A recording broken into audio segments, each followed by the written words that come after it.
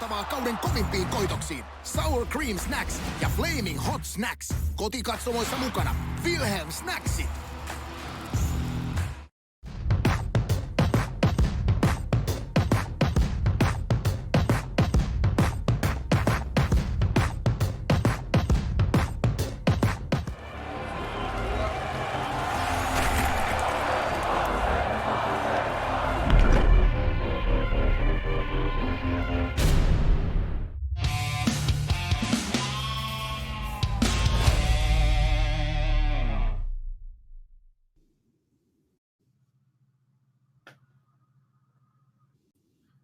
Drew, you taking the lead. Hello, everybody. Yeah, sorry about that. Hello, everybody. Welcome into this coverage of the ECL Elite Season 11. I'm Drew Goldfarb, aka Farbsy, joined by Tugi on this one. And hey, it's good to be with you. It is an exciting day. The regular season for Season 11 is winding down. The NHL season starting tonight, too. So this is quite the way to get the day going, at least here in the U.S. This is quite the thing to wake up to.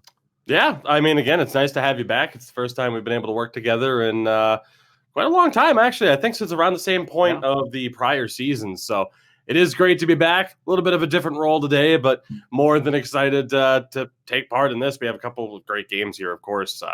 Very excited for this one. A lot of times people won't be as excited for games involving teams in the lower part of the standings, but I think today is going to deliver. Yeah, we do have a matchup between two of the teams that are basically trying to stave off relegation. That is what we're going to be opening. By the way, since we haven't seen each other, Happy New Year. I don't know. We'll have to figure out like how late in the year you can get when you first see someone actually say Happy New Year still. But, we've also been basically in quarantine for 10 months. So I'll say Happy New Year again once we're, out of it and hopefully in the next few months. and a happy Thanksgiving to you too. There you go. Exactly. So we're going with the first matchup here, which is coming up at the top of the hour. SAWO taking on Dark Horse. These two teams both trying to make sure that they at least don't get into that automatic relegation spot, and they're separated by 1 point in the standings as of the most recent stat update. Yeah, I mean, again, you look at really throughout up and down the lineup here throughout the standings at this point, the races are so close at this stage. It really is probably the most competitive I've seen the leagues here through my 3 to 4 seasons now of covering the league. So, I mean, obviously, again, you talk about whether it be the battle at the top, the relegation zone and whatnot. It's, I mean, again, it makes it that much easier for us to be able to call these games and to be able to watch because there's a story through all 16 seeds right now in the standings. Absolutely. And these two teams still have things to play for as we take a look at the standings. And you see that team that is way at the top there with 20 wins and only 1 regulation loss, Philadelphia. We'll be seeing them later on. They're in part 2 of this doubleheader of doubleheaders that we've got. And you can see the two teams we're focusing on for game 1, SAWO Esports and Dark Horse. They're highlighted on your screen. 14th, a tie for 14th. And 16th so far through 20 games. So with about a week or two left in the season, a week and a half left in the season, a lot to play for these teams as they try to just inch their way up. They do not want that 16 spot when the regular season comes to a close. Absolutely. I mean, again, 30 games played in the regular season. You finish in last and 16th. You're automatically back down to the Pro Division, which Dark Horse came up from last season. Of course, 13th through 15th. Also in those relegation zones as well. So if you're YMCA Esports right now in 12th, you're feeling pretty good. You know the pressure is on 3 of the 4 teams today. We're going to be seeing everybody in action aside from Conquer Gaming there. And you got to be feeling pretty good as well. We look at someone like SAWO Esports right now, not exactly in the best form, but honestly pretty good for them at this stage. They managed to kind of hang in there against 2 of the top teams, against H-Reds and against Jyp and someone like Dark Horse as well, not doing all that well. 1 win in their last 10, 1-7-2 in total. Only 3 of those losses by 1 goal. So bumps in the road were expected for a team to get called up, but ultimately these 2 teams have been struggling. And again, if you're YMCA Esports in 12th, you know that odds are teams are going to drop points today. How many? We'll figure that out. But your competition in terms of avoiding that bottom spot and staying above the relegation zone, it's only helped by a matchup like this so late in the season. Absolutely. And, they're going to be keeping an eye on this, as will be Team Leisure on our first doubleheader because they're coming up against Philadelphia later on. And they're the ones that are right down there, 16 points so far on the season. So If we get some splits, if we get a couple of overtime games here between SAWO and Dark Horse, that's going to put a little bit more pressure on Team Leisure as they go up against a team that has 41 points through 22 games played. Very hard to do any better than that. We'll be talking about Philadelphia as we head into that game a little bit later on. So as we go into this game, which is coming up again in just a few minutes here for game number one, we're going to take a look at the matchup. And Tugi, take us through what you see here as far as these numbers. I mean, again, you talk about both of these teams. The power play struggles have been immense. You have SAWO, we'll talk about it in a little bit. The worst power play in the league by far. Dark Horse not that far behind them, 14th out of 16 teams. And obviously, offensively, you have two of the teams that Dark Horse dead last, SAWO in the bottom three. The defensive struggles are notable, but something's got to give here in a matchup like this. Granted, it's not where they would want to be in terms of, oh yeah, we're close in competition to our opponents. We're at the bottom of the standings, but we're close. We have a chance today. It's not where they'd want to be. But ultimately, again, it's a good opportunity for both of these teams to pick up points here. Again, they have games at hand. You mentioned that we'd see Team Leisure in action later today. Both these teams on 20 games played, Team Leisure on 24. So right now, as we talked about, one of these two teams, if you don't walk away with anything today, it's a disaster. Ideally, a split, or even more ideally, of course, you'd walk away with all 4 points and get that separation on the other team. But it is a close matchup, even if they're towards the bottom of the standings. It will be interesting to see how this plays out. You mentioned the special teams, especially the penalty kills, not particularly great, not terrible, just around 80% when you're looking at Dark Horse. But it'll be interesting to see how special teams comes in to play in this matchup. So, Tugi, again, we're getting close to game one. We're going to see a doubleheader between these two teams. We talked about what it means for one of the teams coming up later on. For these teams going into game one, what are you looking at? Who are you looking to see who might be able to set a tone? Because we were talking about going into this game, some of the stats. One of the ones that jumped out to me was the hit differential between these two teams. 100 plus more hits for Dark Horse this season. So that physical play could set a tone early on. I mean, absolutely. It's one of the keys of Dark Horse's play style at this stage of the season. The physicality, being top 5 in hits compared to SAWO, who are second last in terms of hits. Obviously, you start to wonder about the penalty trouble that we could see. But at the end of the day here, I think with Dark Horse, it's a matter of sticking to your style and seeing if it works, because SAWO have had trouble taking advantage on the breakout. So that forechecking pressure might be a real factor to help pin SAWO into their own zone throughout these two games. And you really want to get a good start in this one. But let's take a look at the lineups here for these teams as we head into game number one of our doubleheader of doubleheaders. And you can see the starting 6 on both sides for these teams. What jumps out at you here when you're looking at these players? Because despite the fact these teams are towards the bottom or at the bottom of the standings, there is talent on both of these rosters. Absolutely. I mean, for SAWO, we've seen some lineup changes throughout the season. Of course, something else that we'll talk about, I'm sure, as we go on here. But the addition of Chrysotus up top from Dark Horse, actually, the midway point of the season, Super Virta leaving the team. That leads to tackle control dropping back on defense. The captain there on the left-hand side. Notably, their center primarily, but dropping back the defense. He's still been able to put up points at times, but defensively, he's had a couple of error in judgments, and I think that's one of the things that kind of defines both teams' defense at this point. Offensively oriented, but those occasional defensive lapses, just not something you can afford to make, even if you're playing another team towards the bottom of the division. The teams in the elite division here are just ruthless. They are going to make you pay for mistakes. Let's take a look at the matchups position by position here. And where do you want to start? Because I always like to leave that up to you. What position would you like to start at? We always start off with the centers here, and we might as well. And I'll just take over here with Chrysotus and Makis. And it's an interesting matchup here. I mean, obviously the point total's relatively close. Again, Chrysotus has fit in pretty well with this team since coming over from Dark Horse. The face-off's just about the same as well. So I'm going to be intrigued to see how this plays out. Makis is one of the guys that we're really looking at today in this matchup, who is certainly more of a playmaker. It's not often that you necessarily see. I mean, you certainly see the wingers take advantage and have the higher point totals, but for a centerman in this league to have just 4 goals through 20 games, it's at least worth noting that, he's probably going to look for the pass and how that's going to, affect how SAWO looks to play defense in this game. Absolutely. The way Maquis plays in this would certainly be part of my keys as well. But we'll get into that a little bit later, bad puns aside. Anyway, let's move on to the wing matchup. I can see you shaking your head. I can still see your camera even if you're not on screen. Take a look at the winger matchups here. We talked about just now. Maquis basically trying to set players up. These are the guys he's going to be trying to set up in the offensive end.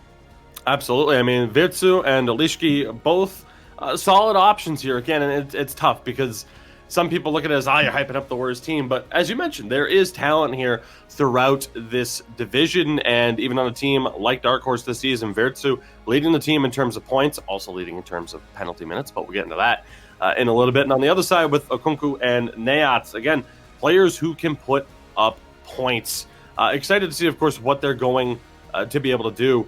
Neats as well, defensively, leads his team in terms of takeaways. So again, I mentioned with SAWO, a little bit more offensively oriented, even if they find themselves towards the bottom half of the standings, that, the signs are there, what you want to see, the play style from the top teams. You often see the lower teams have that similar style of a very aggressive forecheck and always trying to keep the pressure on. It's just whether or not you can execute it to the same level, I suppose, as some of those top teams. Well, the first line of defense in trying to slow down the offensive attack of each team is obviously their defensemen. So we're taking a look now at the matchup, D-men versus D-men on both of these sides. And you can see, again, they are helpful in the offensive end when you take a look at these stats. I mean, that's a decent amount of points, especially for teams that find themselves where they are in the standings to this point in the season. Again, whenever I call a game with Karki, I always have to remember defenders. I always go with the word defenders to make up for it because, again, she's not out of place in this lineup. The point total, not what you would expect, but if you watch her play style and the way that she, again, goes with that more offensive-oriented style, not out of place. I think, if anything, she just had some bad luck this season. But like you mentioned, across the board from there, certainly these two teams have those defensive options that try to get involved offensively, and it really is what you need to be successful in this league. But again, the best of the best, able to avoid getting caught up and able to avoid making those defensive mistakes in transition. And that, unfortunately, is where these two sides have struggled this season. You mentioned Karki's offense, just dipping back to that really quick. She played at the pro level last season, 30 points in 30 games, including 4 goals. So, yeah, I expect those to ramp up as she gets more experience at the elite level. Maybe that starts with this doubleheader today. And now we're going to take a look at the goaltending matchup between these two teams. And it's interesting when you look at the stats again. You're going up against teams that kind of have scored similarly offensively to the teams that you're backstopping. So it'll be interesting to see how these goaltenders end up as far as statistically, save percentage-wise, goals against average-wise, after this 2-game series today. Yeah, and I mean, I think the impressive thing here with Uiski and Yanori is that we see the save percentages, around an 80% save percentage is where you see the top goaltenders in this league. So to be hanging around, 75% or so is honestly very impressive for, again, teams at the lower stages or, at the bottom half of the standings right now, especially too when you factor in, okay, they might not have played every single game. They've both been a part of tandems this season. But in terms of those tandems, these two have been the better options for their clubs. So I'm going to be very intrigued to see who is able to win this head-to-head battle, because I think it really goes to show that goaltending is at a really magnificent standard throughout the elite division this season. And again, numbers like this for teams in the bottom half, it really speaks for itself. They've both have the ability to steal games. Yep, Uiski in net for 3 of his team's 5 victories this season. Excuse me. And on the Dark Horse side, of course, Yanuri has been in net for 3 of his team's 4 wins this season. So, yeah, it'll be interesting to see each team putting their goaltender that has been playing better this season in front for this matchup, a crucial matchup for these teams. I mean, you're not playing for a playoff spot, but you're playing to make sure that you get another chance, another crack at the elite division for season number 12. So, that is the matchup for that. We're going to go to the keys to the game. And again, Tugi, I'm going to let you pick which team are we going with first. Start with SAWO, as we always do. And we've talked about him a lot so far with this first key. But the familiar face of Chrysitis, formerly of Dark Horse, just a month ago. But Super Virta's departure facilitated the move. And so far, it's gone well for SAWO. But it is a different experience playing your former teammates, for better or worse. You know their style that much more, but they know how to scout you out that much more. Second key here, the chicken dinner because this power play is cooked. 1 of 26 on the season. Their last power play goal, December 1st. It feels oh so long ago, doesn't it? Dark Horse are a top 4 team in terms of penalties taken as well. So you're likely to get chances on the man advantage if you're SAWO in this game. And if you want to avoid the relegation battle, you need to get the power play going. There was a game that Sid and I had the luxury of calling not all that long ago where, God, I think they had 8 power plays in the game, couldn't score a goal. It was astonishing, unless I'm confusing the games here. But it feels like that was a SAWO game. Maybe I'm just putting other teams' struggles onto them because 1 of 26 is just an outstandingly horrific number. And the last point here, of course, the blue paint carousel, I should say. And of course, we talked about Uiski's superior numbers compared to Mehukati, and it's time to see if he can step up. I mean, again, he is going to be a big part of the reason as to why SAWO managed to avoid automatic relegation and potentially are able to crawl their way out of the relegation battle in general. So those are the keys for SAWO as they try to maintain their position and not fall to that 16th spot in the ECL Elite. On the other side, Dark Horse trying to make sure they crawl back up so that they get to play that head-to-head matchup to try and determine and avoid relegation in this one. The 3 keys here, and I appreciate that these are all horse puns, by the way. That's very well done. I tried so hard. and got so far, but in the end, it doesn't even matter. I mean, it might not for Dark Horse, who still find themselves in last. Today really needs to go their way. Our first point here, one trick pony. 20 of the 22 goals from this forward line, of course, come from the wings. Of course, that has been a little bit of an updated stat, I do believe now. It's a little bit more than that. We'll give credit to our researcher behind the scenes. But the point remains, just 4 goals, again, from Maki's up top. It would actually be 20 out of the 24 goals now for the team. So he does a fine job of setting up his wingers, but even his fellow defenseman a teammate in Vilio is outscoring his centerman. He has 5 goals on the season, tied for 5th amongst defensemen. So it really is an interesting situation here where, again, if you have a defenseman who's outscoring, and at one point was prior to their last few games, outscoring their centerman, just a bizarre situation there. So hopefully he can step up today. Obviously, we talked about this as well. Stay out of the box, stay out of the stable, whatever you want to call it.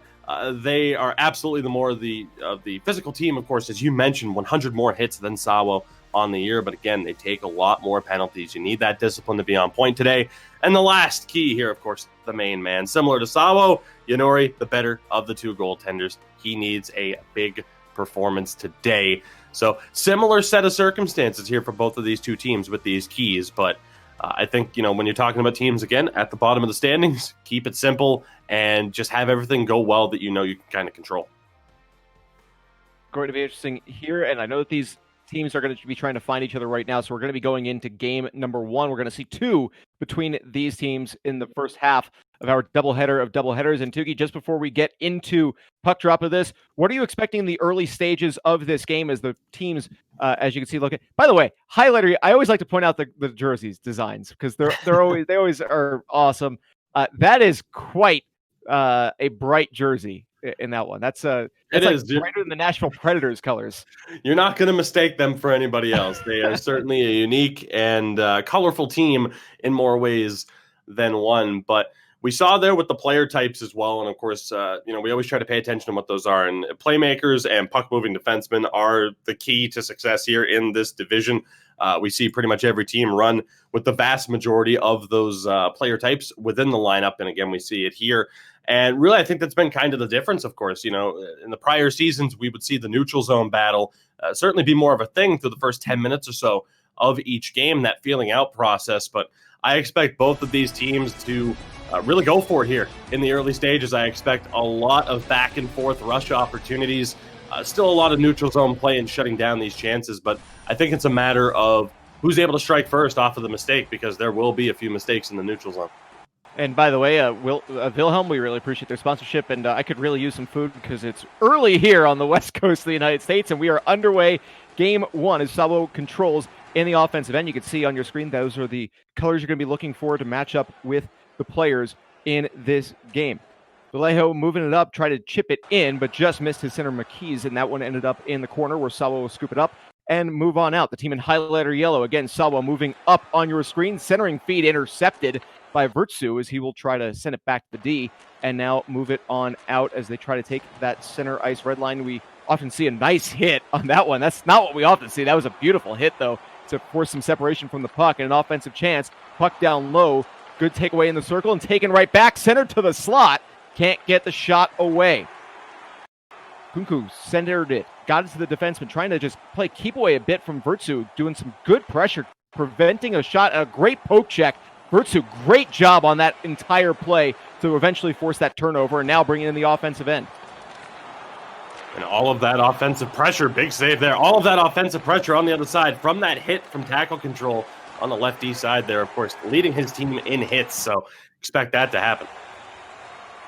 SAWO in the corner trying to move it and center it and try to find some kind of shooting lane. Tackle control goes D to D. Mr. Nipsuli down low in the corner, back again. Winds and fires. The slap shot rebound was loose in front and then covered up by Yanuri for stoppage. 12:54 left in this first period. Mr. Nipsuli, not that many registered shots on target this season, but they do like to work the puck through him quite a bit in the offensive zone. So I'd like to see him getting a little bit more involved and looking for those shooting lanes. Dark Horse trying to get some offensive pressure. Nice little pass there by Virtsu, just threading the needle and then getting it back. Tried to chip it in deep, was looking for Olishki, but could not get it in. Now SAWO moving it out of the zone in neutral ice. Trying to chip it on ahead. Again, you get that pressure, a nice little job of just playing that trap and just not allowing SAWO to get into the offensive end, but the puck remains in neutral ice for now. Finally entering the zone is Karki. Centered off of the post with the shot by Olishki. Still a chance for Dark Horse as it's chipped in deep behind the net. Chasing it down is Virtsu. Long shot taken, a nice save made. Got that sprawling animation, but turned it aside as Uiski stands tall the first time that he's been tested in this game. Rush the other way, SAWO. Long shot deflected through traffic as Mr. Nipsuli just could not get that one through. You talked about the shots from him just not getting all the way through on goal this season. Another situation there is try to shoot it through three players in traffic and could not get it onto the goaltender Yanuri. It was a big chance down on the other side as well for Dark Horse. Two huge opportunities. The post hit for one and a great follow-up save from Uiski with the full split to kick that one out. I like what I'm seeing from Dark Horse right now with that physicality. And like we said, staying out of the box is key for them. So far, so good. Nice takeaway by Virtsu. Spins it back to the defenseman Karki. Moving with it, goes D to D as Leo will take it out of the zone and get it right back to Karki. Spinning with it, trying to find a little bit of space in the neutral zone. Often tough to do when you're playing at this level. Finally sent in deep, but getting there first is going to be tackle control, starting the puck out. Big steal, the turnover, wrister glove save is made by Uiski. Okunku in the corner. Trying to find a little bit of space right behind. Checked off the puck, but it bounces over to Chrysidis. Played long shot, tipped in front. I believe the stick got on it from Niaz, but unable to beat the goaltender. Yanuri staying with it the whole way. Made the save and played it to the corner. It was a surprising play out there, too, to pass that one out with a lot of traffic in front. Surprised we saw that, but not made to pay for it. Good pressure and getting back on side was Olishki after providing some pressure that forced this turnover. A quick chance in the slot, but the defenseman forced SAWO combining to make the steal and get it out of the zone. Kunku centered. Another pass and a one-timer. They score. Niaz gets on the board and makes it a 1-0 game late in the first. 10th goal of the season for the winger there. Again, that was a phenomenal pass from the center in Chrysitus to step up and make that play. That extra pass could have shot, completely caught Yanuri off guard. Rough break for Dark Horse here after a pretty strong start, but for SAWO, again, we see it. The emergence of Chrysitus after being picked up last month. Again, now that is, I do believe, 16 points on the season now in his 13th game. That has been a huge difference maker for SAWO this season. And a big goal to get to here in the final minute of the first. Another chance here in the closing seconds of the first period. But Yanuri recovers and covers up with just under 7.5 to play. Not a bad idea to shoot either after you just caught a goaltender on that cross pass there. You might be getting, catch him being a little bit jumpy. Not on that occasion, though. Yanuri stood tall. Final 3 seconds. Can they get one more shot on goal? The wrister gets through. Save made, and again will be played out as the whistle sounds. That is the end of period number 1. SAWO some big pressure to close out the frame, and it allows them to take that 1-0 lead. But we're going to take another look at this big save from SAWO. Absolutely. I mean, if you're on Dark Horse right now, you can't get too really discouraged from the fact that you're trailing at the end of the first. You had a couple of good opportunities in that period, the hit post as well. Honestly, I think they're doing a pretty good job to this point in the game, and obviously you see that big save there yet again by Whiskey. I mean, SAWO's goaltender doing what they need to do.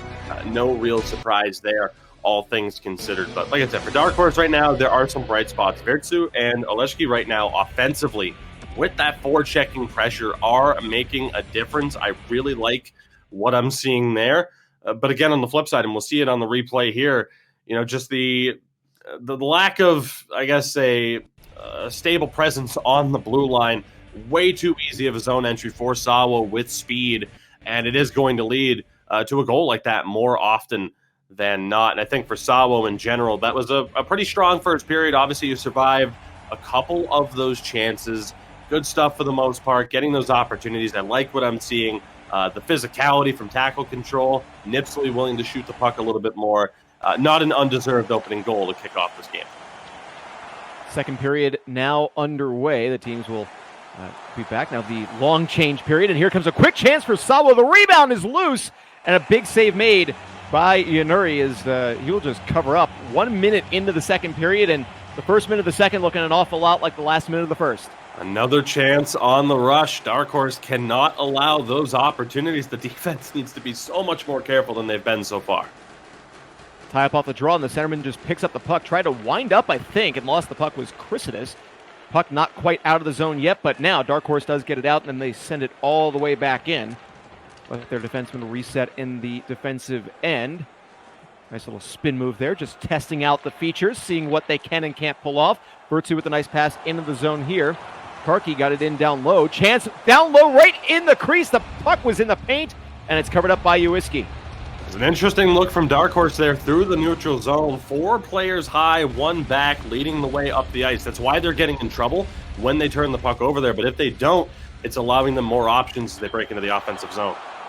Clean win off the draw, gets a big opportunity for Dark Horse, but a big steal, and now it's going the other way. Niaz has the goal in this game, spins back at the faceoff dot, gets it back up top to the defenseman, winds and fires the shot, blocker save, it goes off of the glass.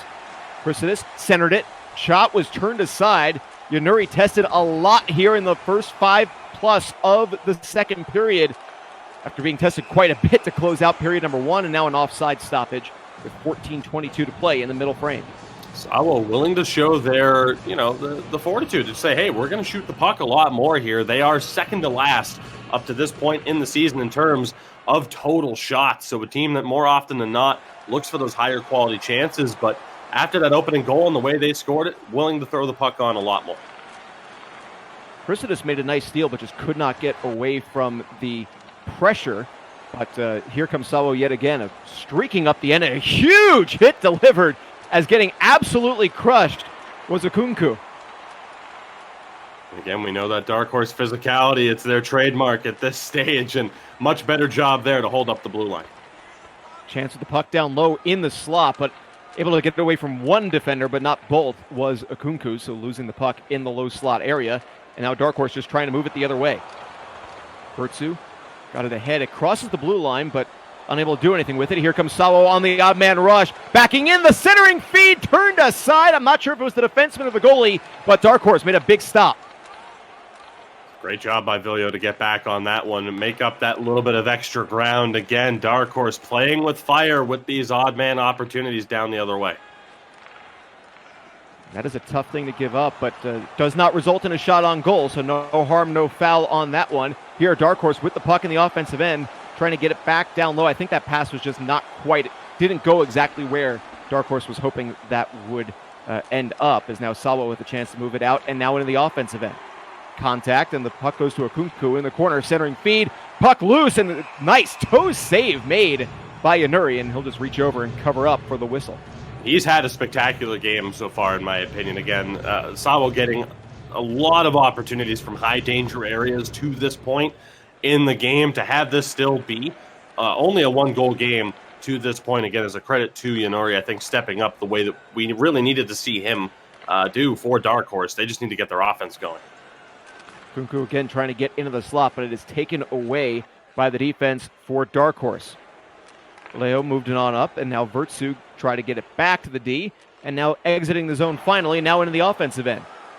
The center lost it, but Olishki with it, again taken away, just trading puck possession right along that left side board. Long shot taken, deflected wide, and into the corner, and moving out with it is a Kunku.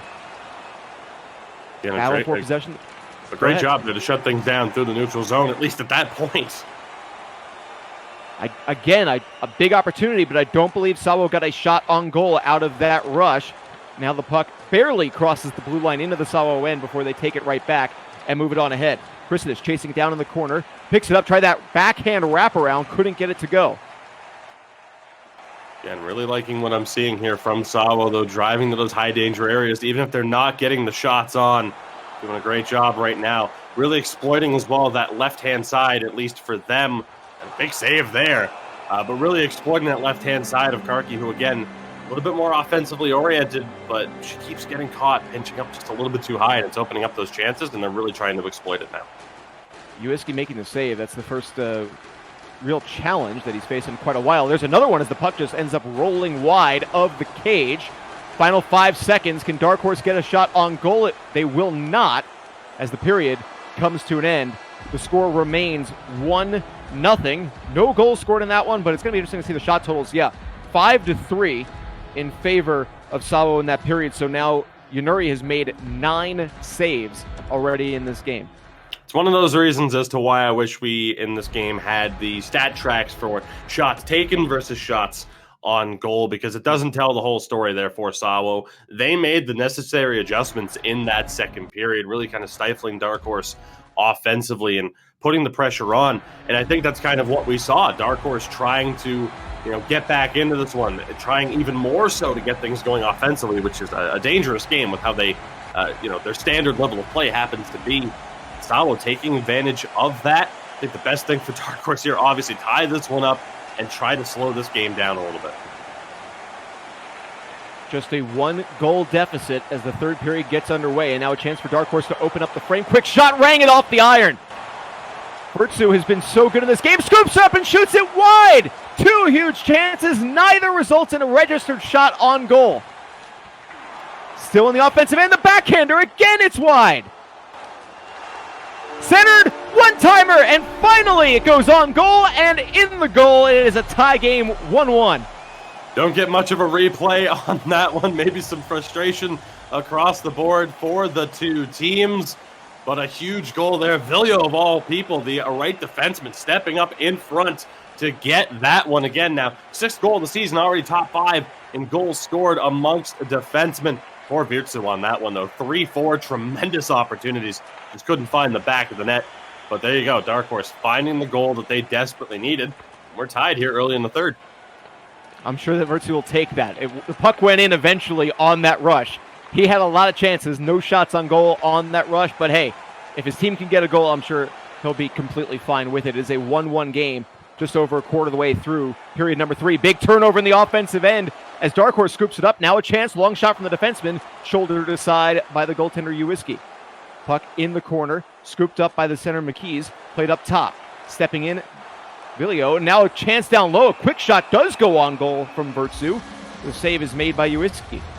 An incredibly frustrating game for Vertsu here at this point. He has been everywhere in the offensive zone. Somehow, some way, still not found the back of the net in this one. But look for him here. I think if I had to beg one player here to say they are going to get the difference-making goal for Dark Horse, it has to be him.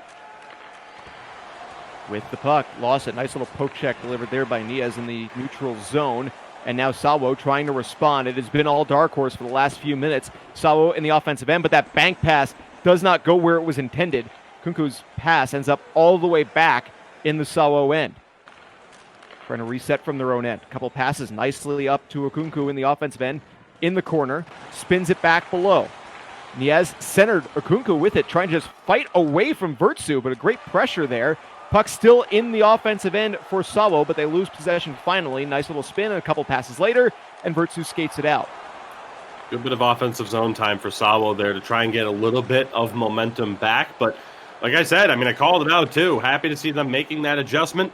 Dark Horse, they get the goal, and now you see they're trying to tighten up a little bit more defensively, slow this game down. You don't have to play to make, I guess, a Jurgen Klopp comparison, heavy metal football. You don't have to play heavy metal hockey here. You can slow things down. It doesn't have to be, full speed all of the time. And again, it's been one of their struggles is defense, and having that extra bit of forward help is really going to help here. SAWO trying to set up in the offensive end. They're trying to get it in deep, but the puck will bounce. Nice, a good bounce for SAWO as it stays in the zone. Centering feed and trying to drop the knee and snipe one was the defender, Mr.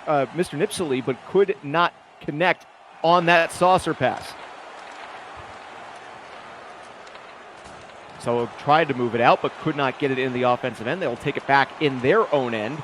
Banked around the boards and now trying to skate it out. They get a little bit of space as Akunku will cross into the neutral zone and make the feed over to Niaz. From the corner, centering feed, that one-timer. Save was made again, either the defenseman or the goaltender. Either way, the puck stays out.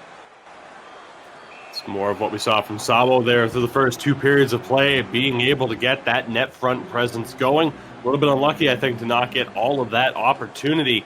But again, a little bit more promising from them here. They've been a lot more stifled offensively here in this third period so far. Dark Horse trying to get a chance. Nice little poke check by Niaz. Forces the turnover. A rush. Down low. Beautiful move. And the backhander scores. Akunku picking up the marker. An incredible feed from Niaz there to take his time, charge up that pass as much as he possibly could, and somehow gets that feed through. An unfortunate break for Dark Horse. An excellent finish from Akunku, pulling backhand, knowing that he had the time. Team leader in goals, now his 13th of the season. Team leader has long game-winning goals with 2. May have just gotten his 3rd, and another 2 big points for SAWO. And that was incredible to know that he had just enough space to make the move to the backhand, because if he had made that decision a millisecond later, probably runs the puck into the goalie and doesn't even get a shot away.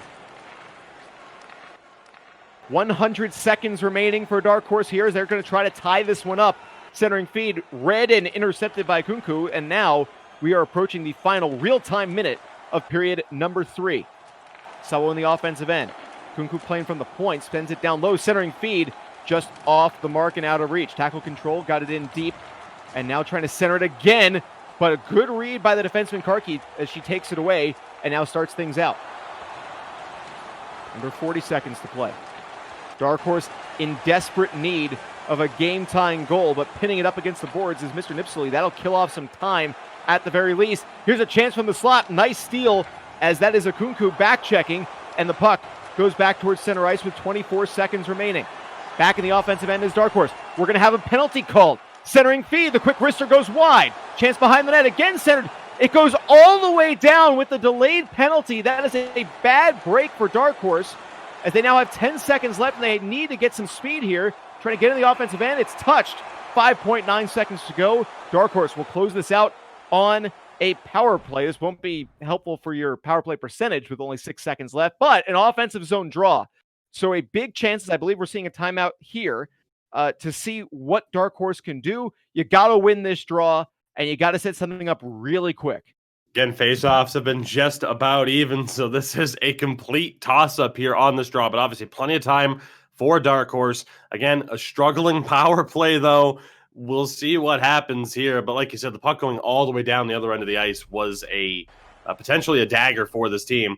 As we'll see the double timeout, no real surprise there to see that equalizer. So very intrigued to see who Dark Horse looks to get this puck to. On that left side face-off, the obvious play, of course, you look for that left wing, you look for that left defenseman immediately breaking to the other side of the ice off the draw if it's one. But again, tough to say exactly how this one's going to pan out.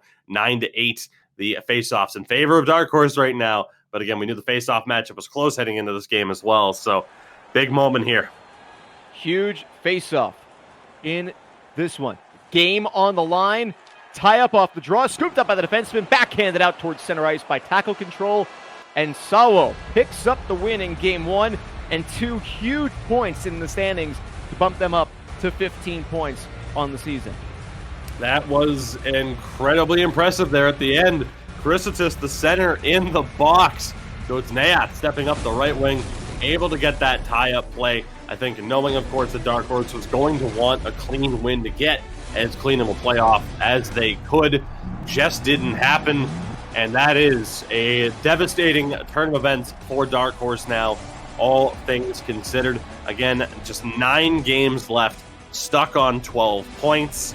And now you see SAWO jumping Team Leisure, moving up, or just about jumping Team Leisure. They're up to 15 points. They can jump Team Leisure if they were to win this next game. So for SAWO right now, at the end of this, if you can pick up that second win, you are going to be just a few points back of YMCA. Their dream right now of avoiding a potential relegation playoff battle is still alive. For Dark Horse at this point, though, again, you talk about it. They are 8 points back of YMCA. They have just 1 game at hand now on that regard. Dark Horse, this is must win, or again, that already slim dream of avoiding a relegation battle is gone, and you are very much just looking now at making sure you don't get automatically relegated. But all in all, a really good performance, I would say, for SAWO across the board. Again, a lot of offensive opportunities for a struggling offense, of course, as both of these teams had. I think both teams, in a way, though, a little bit unlucky to not end up with a few more goals than they did. That goes down to just some unfortunate missed chances and some great goaltending play that we saw on both sides there. Obviously, decent save percentages as well. Once you get into double digits in shots and only have 1 or 2 goals, not a bad way to go about it. But again, for SAWO, I thought pretty much everyone was on their game at that, especially as we kind of went through the first and second period there. Third period, they made some adjustments as well, got that goal. For Dark Horse, I don't know if you have to change too much, but man, the lack of finish was a killer in that one. Yeah, they had a lot of chances. Vertsu especially, I thought really stood out to me the entire game, from the first period until the last whistle. But they scored a goal on the play, but he had 3 shots that did not technically go on goal. 1 off the iron and 2 that he shot wide. And Dark Horse did score on the play, so it wasn't all for nothing. They did, the puck stayed in the zone and they scored. But boy, you get a little puck luck. Vertsu in that game could have easily scored twice. Oh, absolutely. And again, I don't know if I've seen as much of a snake-bitten performance in all of this season. Really, to have not walked away with a single goal in that game has to be incredibly frustrating. I'm very much intrigued. I'll say it now. You always talk about, who's the player to watch out for in the second half of this matchup?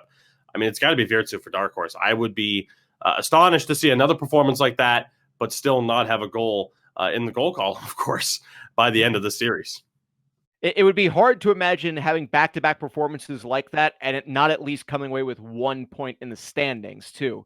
And that, as going back to what you're talking about for Dark Horse, getting to overtime at the very least is going to be a big thing in this game. You've got to get at least 1 point out of the possible 4. Ideally, again, obviously, you would want to get 2 now if you can get a win in this game. But if Vertsu has a game in game 2 like he had in game 1, but gets a little bit more luck, doesn't, shoot it wide when he's got a net to shoot at, you have to imagine they get at least 1 point in this game. Absolutely. So again, we still have a long way to go here. Second matchup coming up, but I still, despite the fact I'm handing the reins over to you today, I got to take them back for just a moment because it is time to hear from our lovely sponsor. It's Wilhelm. Wilhelmin ykköskentän pakkeina uudet tulokkaat. Sour Cream Snacks ja Flaming Hot Snacks. Kotikatsomoissa mukana Wilhelm Snacksit. At that performance, and you have to say, okay, well, we did most things right. We got those chances. We stayed out of the box. I think for SAWO right now, if anything, it might eventually just kind of fall into their hands. If you can tighten up defensively and Dark Horse still aren't able to get the goals that they're looking for here and that they've had the chances to get, I think ultimately you're going to see that extra bit of aggressiveness, and that's going to lead to some frustration, of course, and probably going to result in the penalties that you would expect Dark Horse to play, all things considered.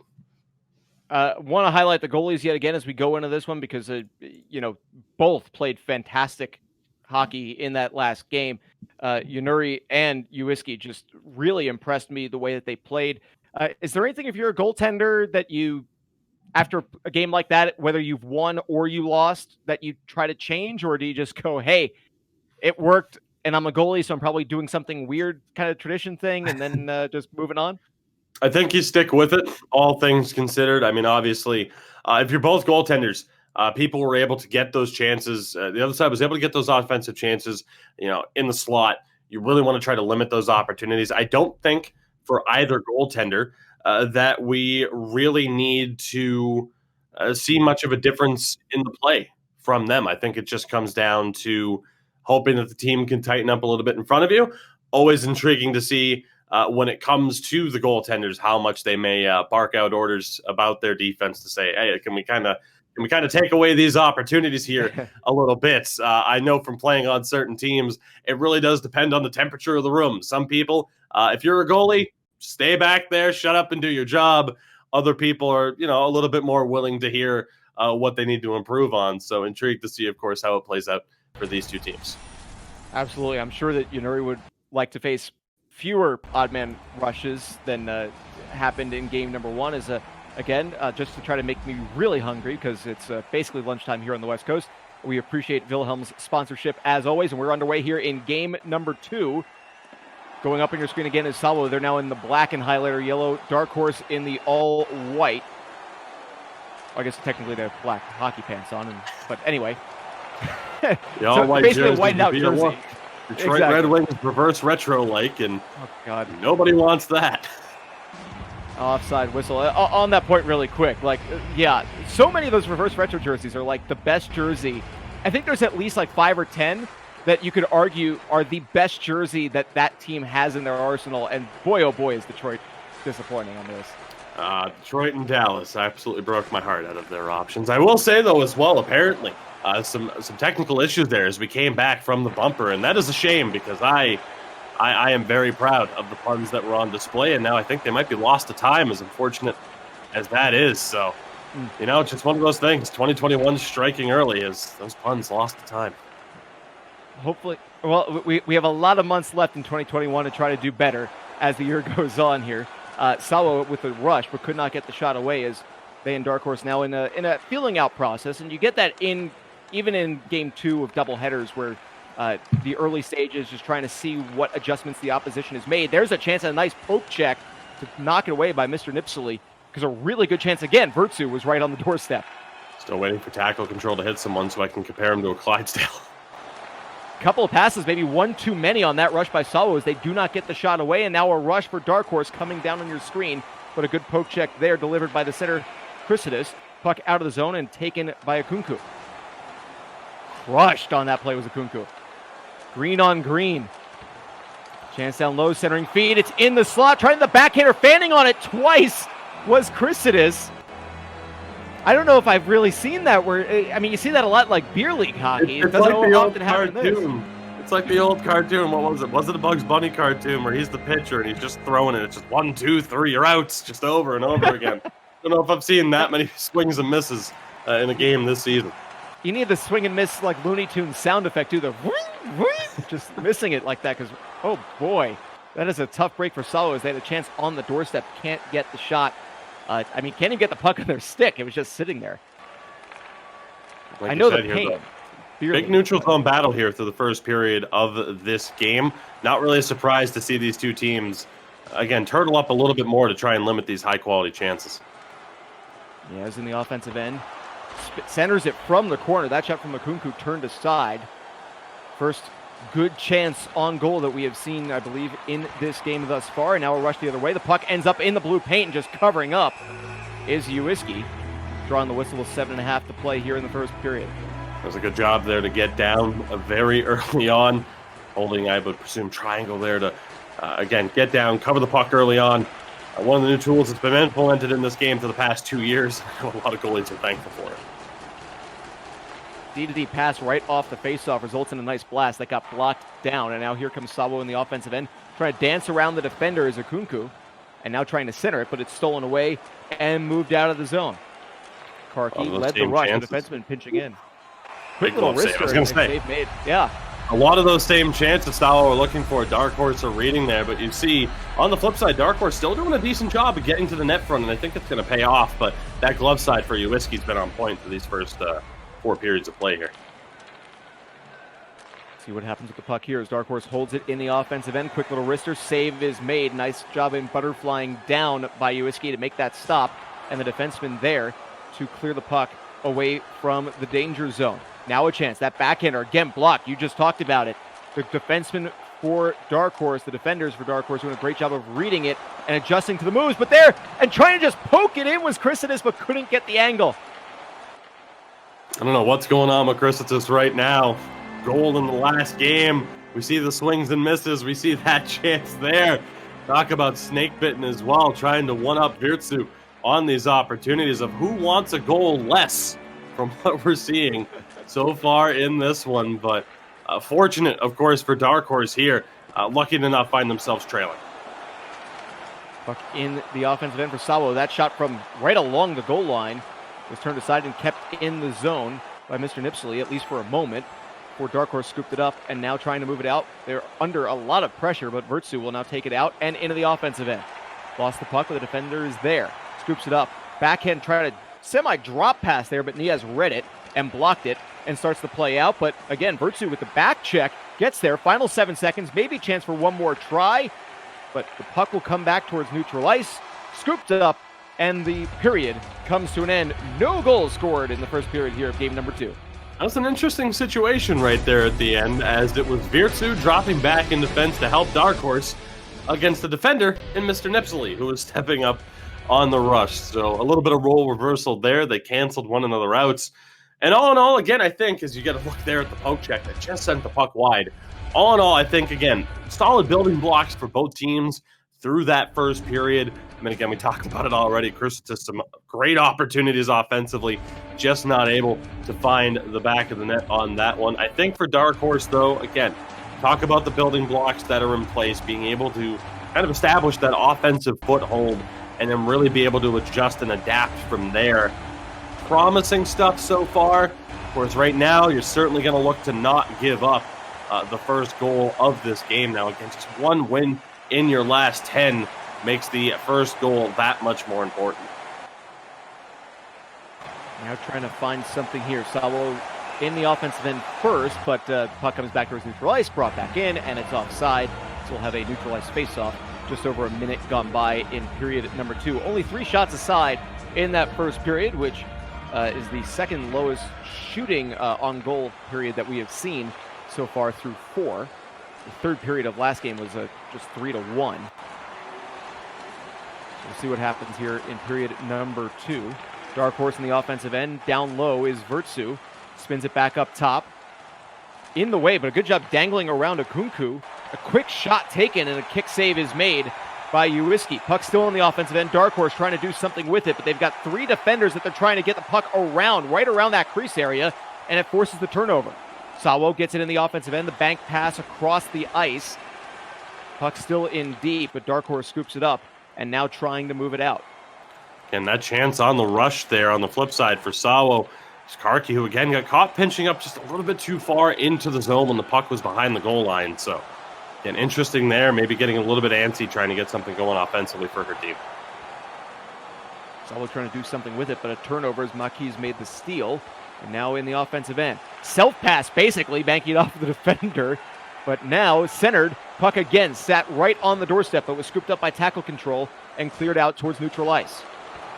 Again, a good job by SAWO to take away some of those chances in the high danger area. That's why we've seen Dark Horse, test the glove side a couple of times. Quick shot from Olishki off the side of the net. The angle was not there. Virtsu tried to spin it in deep, but ended up handing it right to Okunku.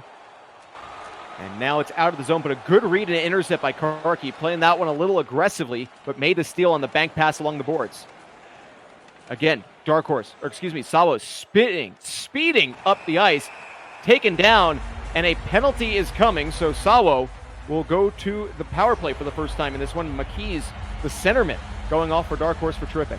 We've seen Dark Horse keep up that discipline, but as we saw it, SAWO just tighten up defensively, let them get frustrated, let them make their own mistakes. Big save there the speed killing right now for SAWO on the rush. One-timer again, the shot and a big glove save, and then played towards the corner by the goaltender. Another chance and another save, and this time, wisely covered up by Yanuri. Playing with fire is the only way to describe that one. Nipsely just chose the wrong side of the net to deliver that one-timer too. Yanuri, I think, eventually is going to get caught out here. Perhaps a sign of frustration with the team in front of him not being able to find the support that he really needs here after a pretty strong performance, but you can only make that mistake one too many times. SAWO pressuring, quick shot and the goal! Their first power play goal since December 1st, and it gives SAWO the 1-0 lead here in the second period. Finally, SAWO find that power play goal now. 2-27 on the season. Unbelievable job there. And again, Yanuri just fishing around a little bit too much there. And again, we see the big goal for Okunku there, leading the team in goals, adds another one to the tally. We'll see if SAWO can double up here. Another big chance, but unable to put that one home. Puck played back towards center. SAWO just buzzing right now. Complete control since they had that power play chance. Another chance with the puck in the slot. Puck loose. Spins that shot towards the net. That was Niaz looking for second goal of the day, but did not have the angle, and Yanuri covers up and does not play it back towards the corner that time. It'll be frustrating for Dark Horse. You don't have the goals. Your solid penalty kill for where you are in the standings fails against the league's worst power play. Trailing again in this one, more than halfway through it. I mean, I think right now you're looking at a team that might be hitting the panic button a little bit, knowing that they are going to have a real fight on their hands in the last 8 games of the season if they don't pick up points here against SAWO, a team that was just promoted last year, champions, but at the end of the day, not looking too good right now, but still plenty of time to work with. A couple quick passes, and the shot was blocked towards the corner as Dark Horse trying to get something going in the offensive end, trying to stay out of their defensive end here. SAWO putting on some pressure with the puck in that end of the ice and not allowing Dark Horse to cross the red line with possession. They scoop it up on a steal on the other side of the red line, but immediately turn it right back over, and now Okunku in the offensive end drops it off for the center Chrysidis. Battle for it in the corner. It will be the defender Vio coming away with it. Banked it off of the goaltender accidentally, and here's a turnover and a chance. No shot results on that one. Couldn't fully see it, but I'm pretty sure that D-to-D pass ended up going off of the goaltender Yanuri as we have a whistle for icing. Not much going right, if anything at all, for Dark Horse here in the second period. Really going from bad to worse following that goal against. Final 24 seconds, face-off won by Chrysidis. Quick chance, puck in the slot. A good poke check there as Chrysidis was trying to drop the knee and take the quick shot. Final 4 seconds. We may have one shot, and it will go wide as we go to the locker rooms after 2. The score the same as it was after 2 in game number 1. 1-0 lead for SAWO, although the feel of this game is very different. Absolutely. I mean, right now for Dark Horse, too. I mean, we talked about it. The early goal in the third period of the last game, but that was a team off of a performance that looked a lot more likely to find the back of the net at that stage. This game not quite going as well. Now, the shots are close. The face-offs are close. They're not out of this one. But certainly, if you were to hedge your bets on who's going to walk away with this one, and hey, let's get the commentator's curse going while we can, you would think it would be SAWO off the back of the win in that first game. They get the opening goal again here in this one. And like I said, for Dark Horse right there, it's just really since that first period, the swings and misses, since then it's just been self-inflicted wound after self-inflicted wound. And I'm not quite sure what it's going to take for them to get the goal that they need here. Steal in their defensive end by Virtsu and trying to start something up. Virtsu now with it in the offensive end, plays it in deep for Olishki. Centering feed, that long shot pinballed in front of the net. I don't believe it ever got through. More chances like that, but again, like we saw at the end of game 1, you have to get those chances on goal. There's a chance on goal, but Yanuri covers up. As again, Dark Horse, their first real opportunity in a while, but it does not result in a shot on goal. It was a good chance, but you know, you got to get that last 5% in. You got to get the puck all the way on goal if you want to have a chance to score. Good transition work there from SAWO, too. A real heavy collapse in front. Defense to offense still getting chances off of that transition now. Oh, Dark Horse going back down the other way here. Unable to retain possession, though, in the offensive end. And now SAWO playing with it. Good poke check by Vertsu, trying to force the turnover, trying to just will the puck to his team. And he does. Opportunity here. Dark Horse with possession, but it's taken right back by Akunku and played back towards center. A couple passes later, it's Niaz in the offensive end. Tried to center that one, a little saucer pass across the crease, but did not have Akunku streaking as he thought he did. It was much better here in the last couple of minutes from Vertsu and Oleshki to step up and force the initiative here, get that forechecking pressure going. Didn't pay off there, but that's where they were finding success in that first game. Definitely need to see more of it here through the back half of the third period. Big turnover. Akunku trying to rush in, can't get around the defender. And now Dark Horse scoops it up. Vertsu. Now it's behind the net, D-to-D. And skating out with it. Trying to keep an eye on where the puck is as our camera just wants to really show us an offensive end here. Absolutely. Opportunity for Niaz in the corner. Spins it back to the D with some space. Long wrister taking kick save is made. Puck stays in possession of SAWO, but just for a moment before it's taken away by Vertsu and cleared out of the zone. Bio in the offensive end, but turned it over. Nice job by tackle control. The captain with the takeaway. Gave it up to Akunku. Got it in deep. Puck now in the corner. Scooped up, and now Dark Horse will skate it out of the zone. McKee's with it in the offensive end. Under 9.5 to play. Chance. Olishki in the corner. Tried to do the bank pass, and again, could not get the angle right as it ends up going 200 feet all the way back into the Dark Horse end. The right idea, though, get it to the defense and slowly, with the puck movement, work those defensemen down because we see SAWO dropping pretty much everybody back to cover the slot here. Not much space. You're going to have to get SAWO moving. Best way to do that, tempt them with the chances down the other way. You have to start taking those risks if you're Dark Horse in the offensive zone. 6.5 minutes left in this third period, and icing as it barely avoided making contact with Uriski before the officials whistled the play dead. So an offensive zone draw here for SAWO as they try to get some insurance here, up 1-0 late in the third. Face-offs have been pretty close here, too. And Dark Horse comes away with it. A nice little tie-up off the draw. Played on ahead, the defender Vio, who had a goal in game number 1, the only goal of the day so far for Dark Horse, but could not get anything on that rush. A chance as the puck played towards the corner, and now back up to the defenseman for SAWO. Tackle control with it, lost it. And now with 4.5 to play, here comes Dark Horse. SAWO haven't had that same level of offensive consistency here. The chance is there for Dark Horse. They just need to be able to take it. And a lucky break there on that one. An unfortunate for SAWO, that offside as Niaz tried to reach back to grab the puck, but had already crossed the blue line without possession before touching it. That is the reason for the offside whistle, and we will have a timeout. So here, you see the shots on goal. No shots in this period for Dark Horse. Obviously, that has to change if you're going to try to tie this game up or possibly even take the lead before regulation comes to a close. If you're Dark Horse, what are you trying to do differently? How do you generate those chances that actually end up going on goal compared to what they've been doing? You have to decide what that time is. 3:38 left on the clock. When is the time for you to go all out and just say, screw it, if we give up a goal, we give up a goal? I mean, this is it. You are absolutely now staring down the barrel of dropping all 4 points to a team that's in the relegation battle with you, and a big chance there goes wide. You need this goal. It's time to go all out here. 2.5 left to play here in the third period, and finally Dark Horse trying to rush into the zone. They retain possession momentarily, and now scoop it back up in the corner. Lishki played it back, but it was taken away. Niaz on the rush, has his pocket picked by Karki. And we're down to the final real-time minute to close out regulation time, and Akunku will start things off with a rush. On the rush, shot goes wide, had an opportunity and missed the net. Still a chance for SAWO, trying to make it a 2-0 game in the final 50 seconds. Just pins himself up against the boards, killing off some time, and now it will be Dark Horse with possession, moving it out, crossing the red line, and now the opposing blue line, but great poke check there by Akunku, forcing the puck all the way back.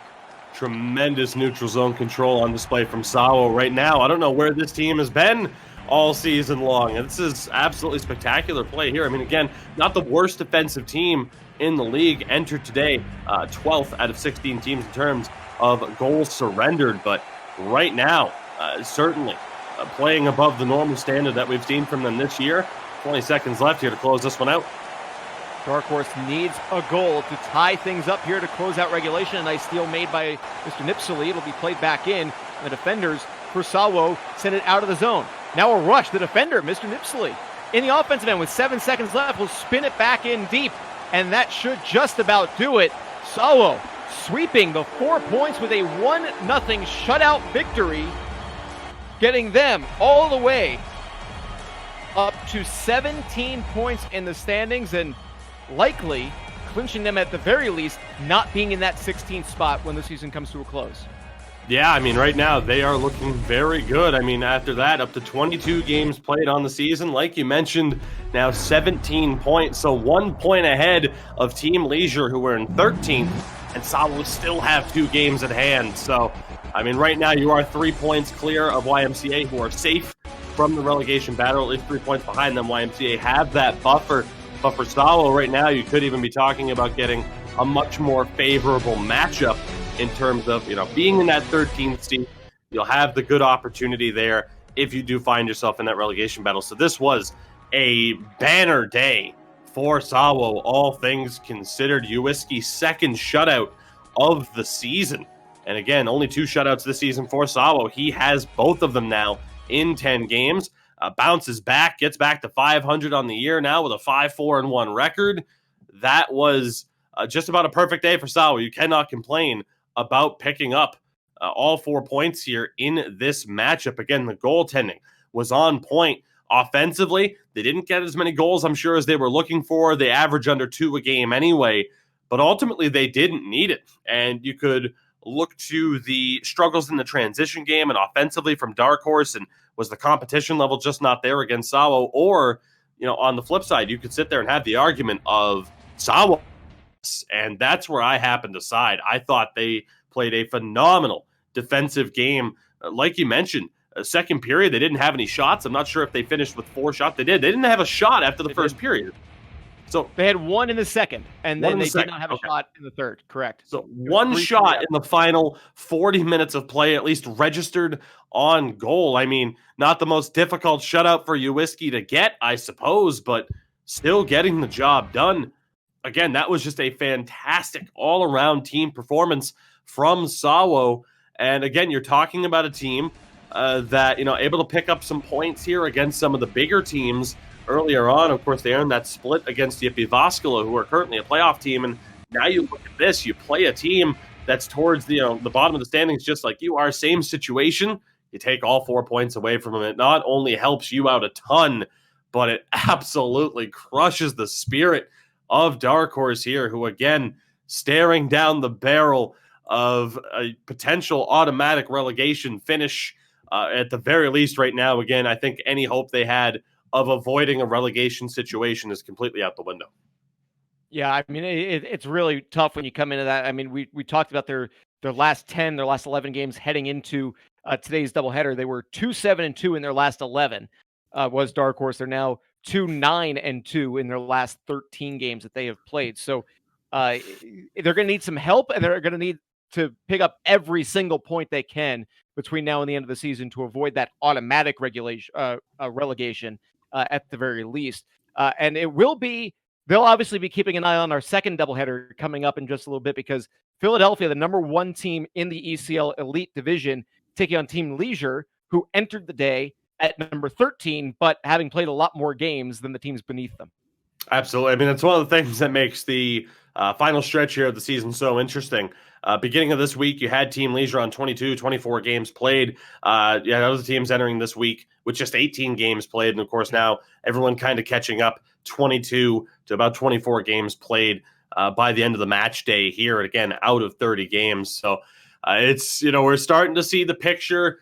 It's starting to be a little bit more obvious as to what's going to happen here as things continue to play out. But still a lot of questions at this stage, and still a whole lot to play for over the next week and a half.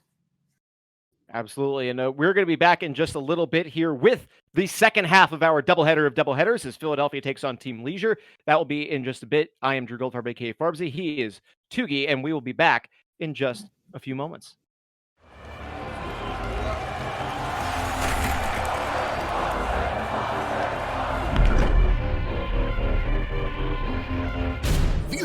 ykköskentän pakkeina uudet tulokkaat. Sour Cream Snacks ja Flaming Hot Snacks. Kotikatsomoissa mukana Wilhelm Snacksit.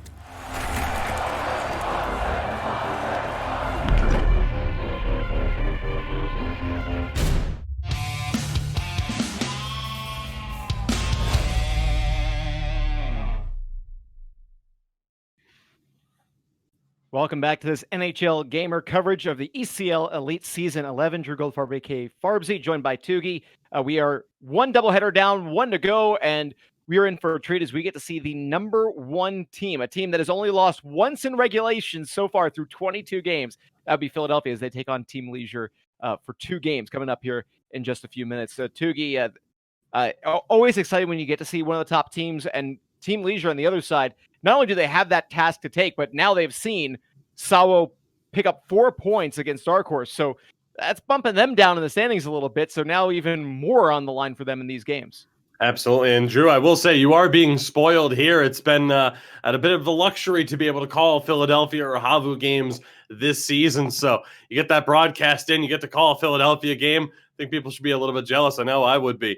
But at the end of the day, yeah, it's going to be great to be able to see them in action. And of course, unfortunately, the expectation here is that we might see a rather one-sided game, which is horrific news, like you said, for Team Leisure after that strong performance from SAWO. Again, Team Leisure played the most amount of games out of anybody heading into action today with 24 played. So with just 6 games left right now, it's a really rough spot because you still find yourselves 4 points out of safety at this point, and it just got even more difficult as you had a team like SAWO close the gap and make up ground with those games at hand that they had. So very rough situation for Team Leisure, and it only gets worse as they actually have to play their next 2 games.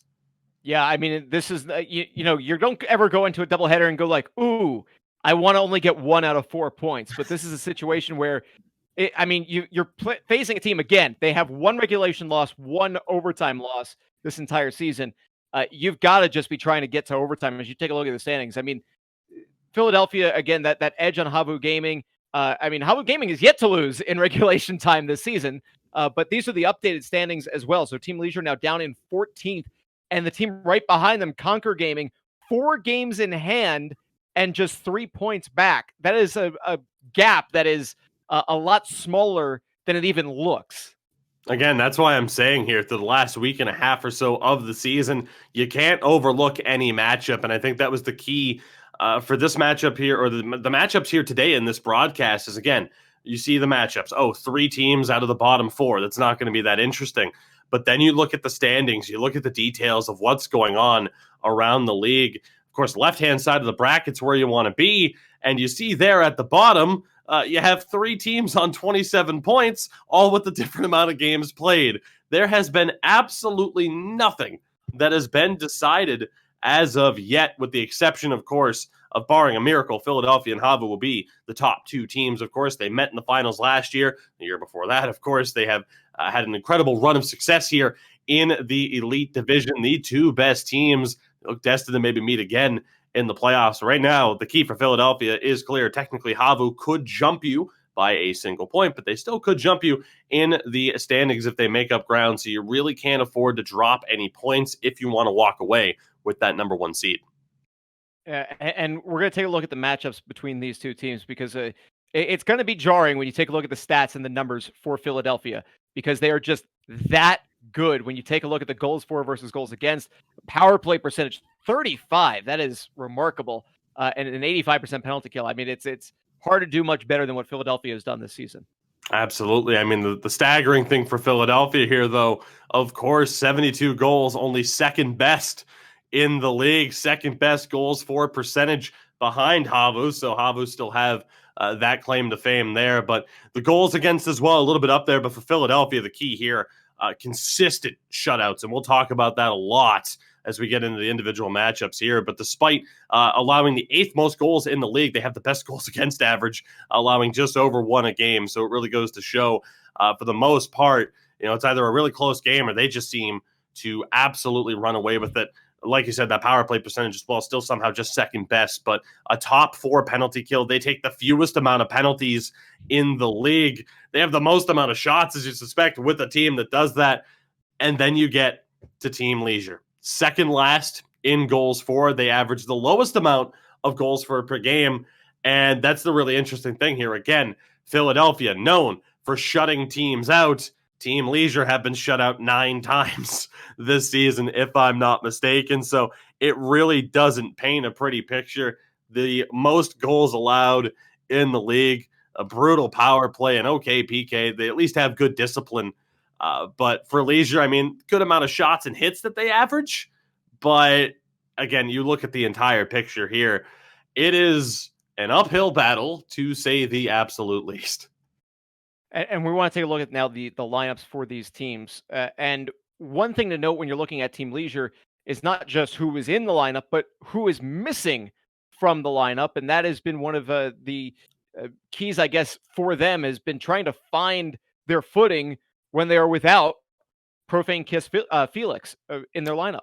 Absolutely. I mean, again, that's been one of the key changes here, and it looks like it was more of an intentional change. We actually got word as to what the reason was, and just the team overall didn't feel like the offense was necessarily clicking. Psycho Skills, who started this season at right defense, had played forward prior and is a more offensive defenseman.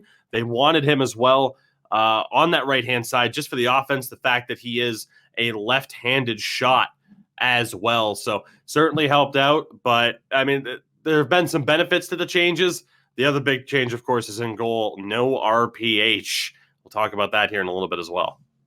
I do have to point out, I do like that Philadelphia, every single one of their players went with the exact same pose for their player photo for this. It's the same exact pose across the board, same facial expression, same arm positioning. I think they are even sharing the same hoodie from picture to picture. So that's the professionalism is top notch. Let me tell you. That's how you get to be the number one team in the number one league in Europe in this kind of a case. Is you got to have that team, that unity, that synergy, that flow going through them. So let's go position by position. And do you want to change up the order that we go position by position? I know that you have like a habit you like to do as far as the order you want to go. We'll still go with centers here because we are a little bit short on time. The games are actually just about ready to go. So I'll try to breeze through these as quickly as I can. But you look at the matchup here between Playmaker SJ and the captain of the squad in Potzloff. SJ, of course, not a bad option. Just under 50% on the draws. Takes quite a few shots as well. The leader on the team in terms of goals, assists, points in general. But you compare him to Potzloff, tied for third in goals, tied for eighth in total points, 55% win percentage on the draw. Big uphill battle there. We move over to the battle of the wingers as well. We're just going to go for it here, Drew. We'll get you ready for the action. Let's just storm ahead. Again, for Team Leisure, we have Krinka and Psycho Skills. On the flip side, it is Playmaker and Eki. And again, the numbers really do speak for themselves. Now, the wingers for Team Leisure have gotten some momentum going recently, but consistently year in and year out. Playmaker and Eki, two of the best, both right now up there in terms of points. 5th for Playmaker, 6th for Eki. And again, there is no real surprise there. Moving over to the defense as well. For Team Leisure, Gazelle and the captain, Frankie, going up against Jay Toro and Loimu. And it's been one of the big topics of conversation here for Team Leisure, getting ahead of myself on this one. But Frankie's certainly more of a defensive defenseman. They add Gazelle as well, and he has really been thrown into the fire here, has not really had an easy matchup since getting into the lineup. And unfortunately, it doesn't get any easier. And that, I think, is where the controversy comes, where it's like, okay, you get Psycho Skills up top and the offense is waking up.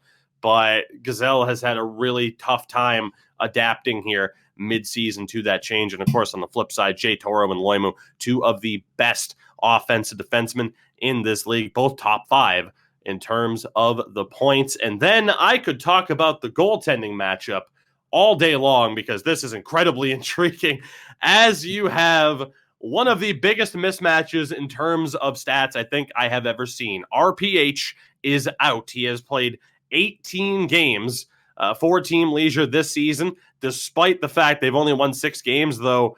He was top 8 in terms of a save percentage, has a shutout to his credit.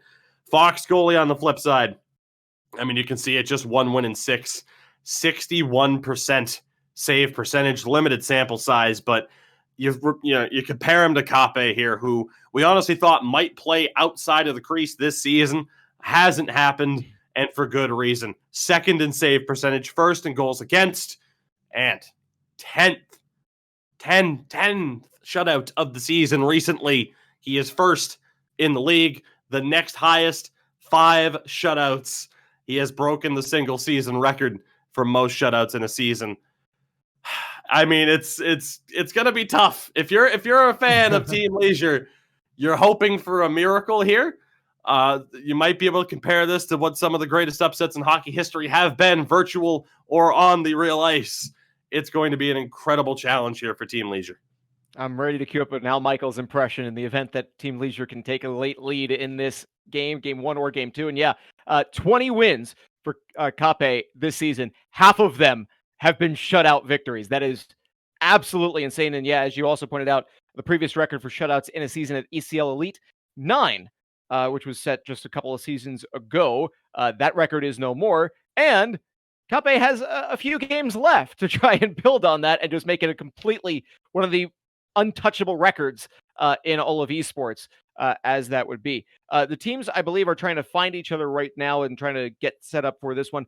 Do you want to quickly go through the keys? We could also save that for between the games. Oh, let's go for it. Let's breeze through that as well. Okay. Why not? I am ready for the rapid fire. Switching the color, I've just been ready to go. I'm amped up and ready to go for this. So we'll start off with the keys for Philadelphia, because why not lead into what Leisure has to do at the end?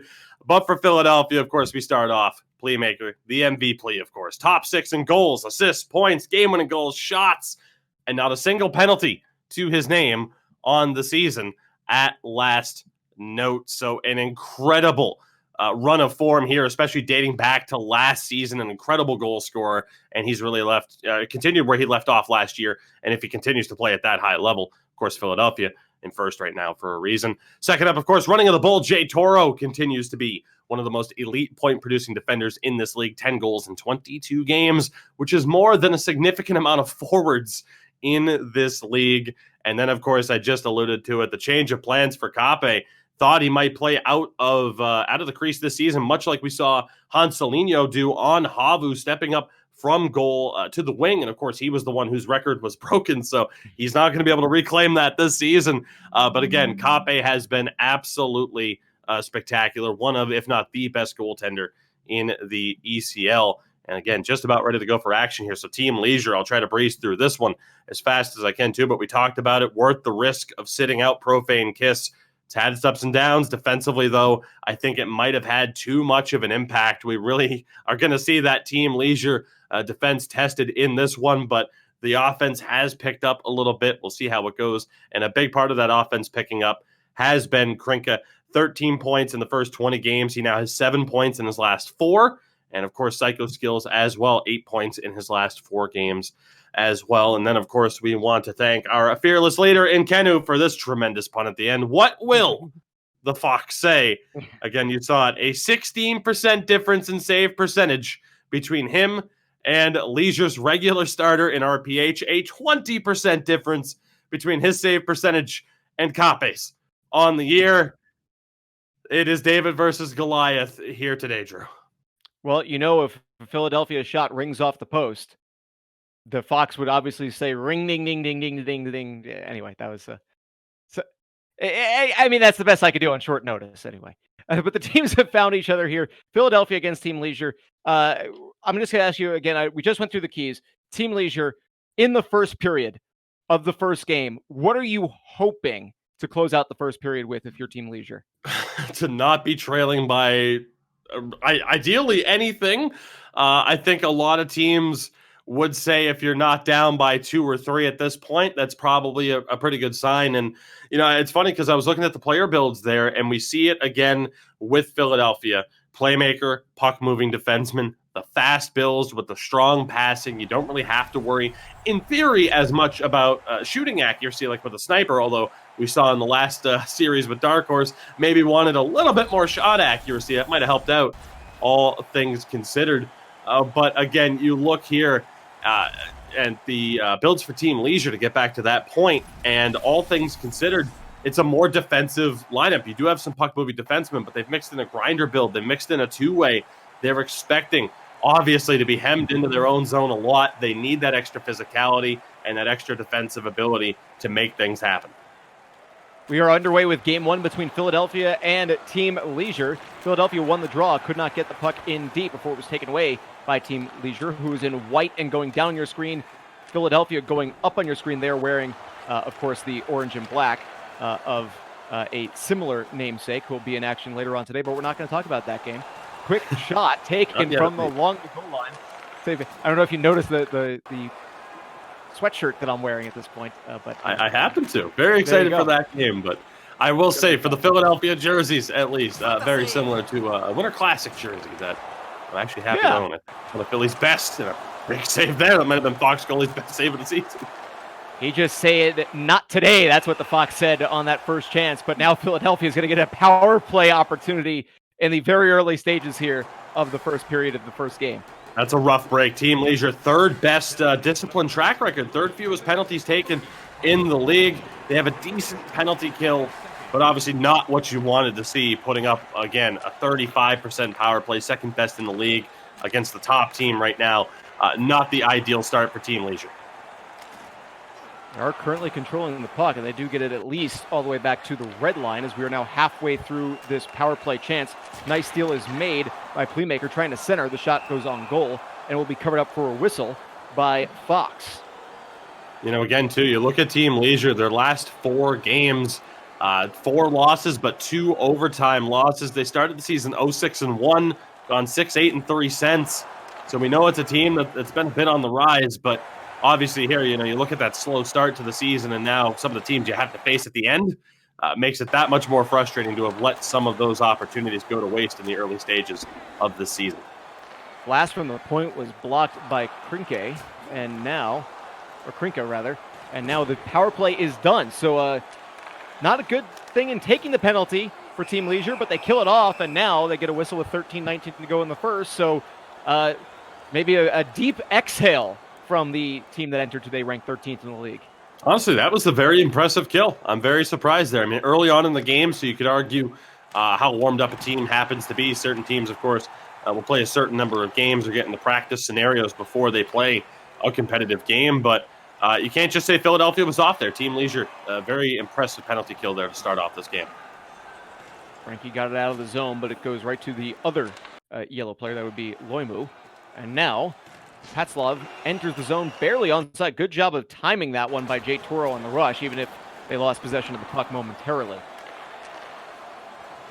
Again, right now, Team Leisure doing a good job here. I think, again, the more time you go, I mean, halfway through the first, might not seem like an accomplishment. You're not trailing yet. I think you just look at those small victories here where all of a sudden they'll pile up and say, hey, 10 minutes gone, we're not trailing. Hey, end of the first period, we're still not trailing. And I think that can be a gigantic confidence booster for Team Leisure. It's one of those things, like if you're doing a long distance run where you look at the mile marker and you go, okay, 5 down, 1 to go, even if you actually have 20 miles left to go in a marathon. That's a good way to look at it. And Team Leisure now with possession in the offensive zone for the first time. They get a quick shot, save made, rebound chance, ends up being deflected wide as Krinka had the chance down low, and the puck still deep in the Philadelphia end, although they now have some space, and we'll start it back out.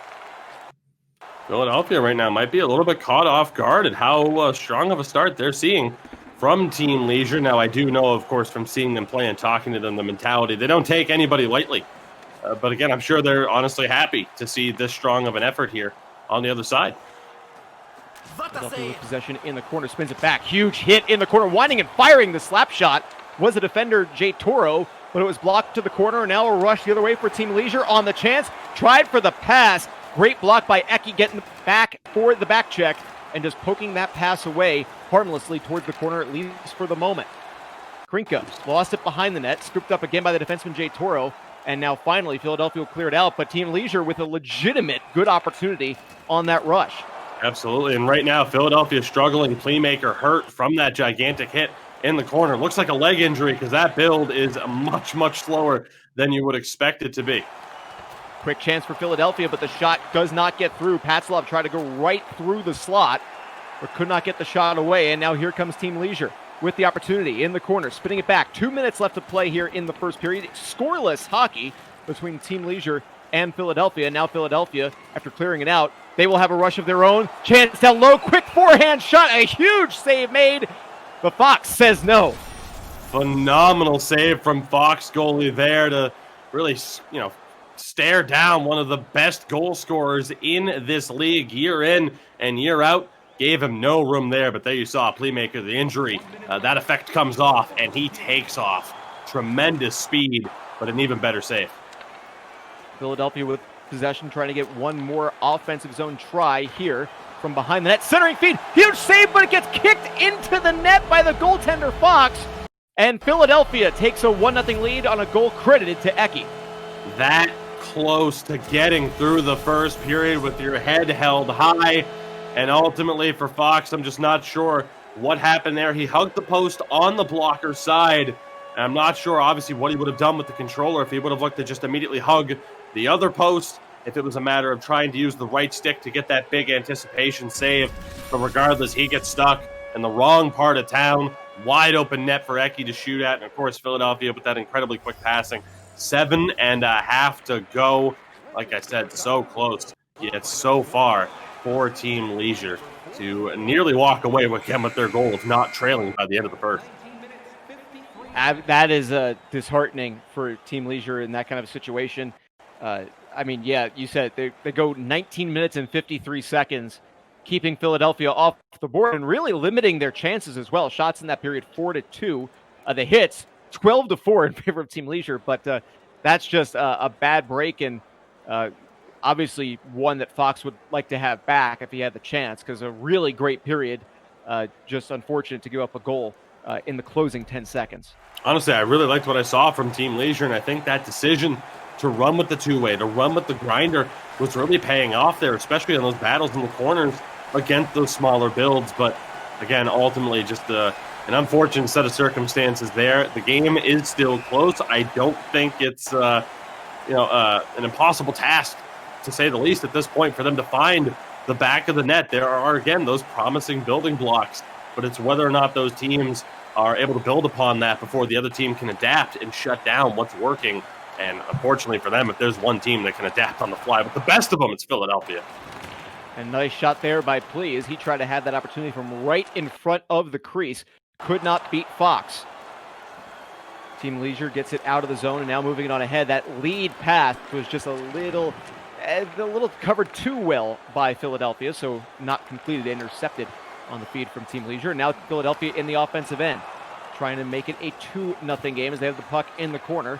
Now behind, trying for the wrap, dropped it off, tried to feed it across the ice, was looking for Eki, but it was right and intercepted by Team Leisure and at least cleared back towards center. Team Leisure retains possession, 15:50 to go here in the middle period. An offside call there, yeah.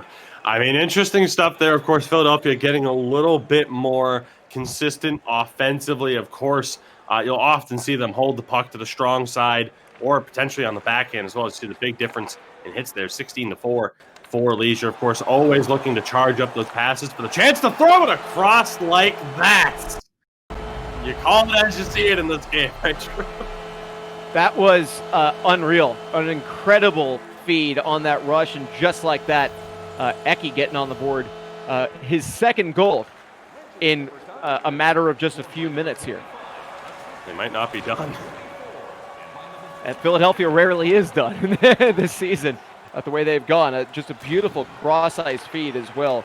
Again, I believe Plea getting the primary assist on that one. 2-0 Philadelphia, and now the number one team in the league buzzing. A huge hit, again, delivered on that one. Playmakers had a rough night out there so far. Another one-timer, and that time getting across the crease was Fox to make the save. Backhand wrap try, but that one denied as Eki, looking for the hat trick, again tries the wrap, again can't get it to go, and Fox will cover for the whistle. 11:38 to go. Just try to give his team a chance to breathe and reset. Eki, more the playmaker of the group, entered today tied for first in assists.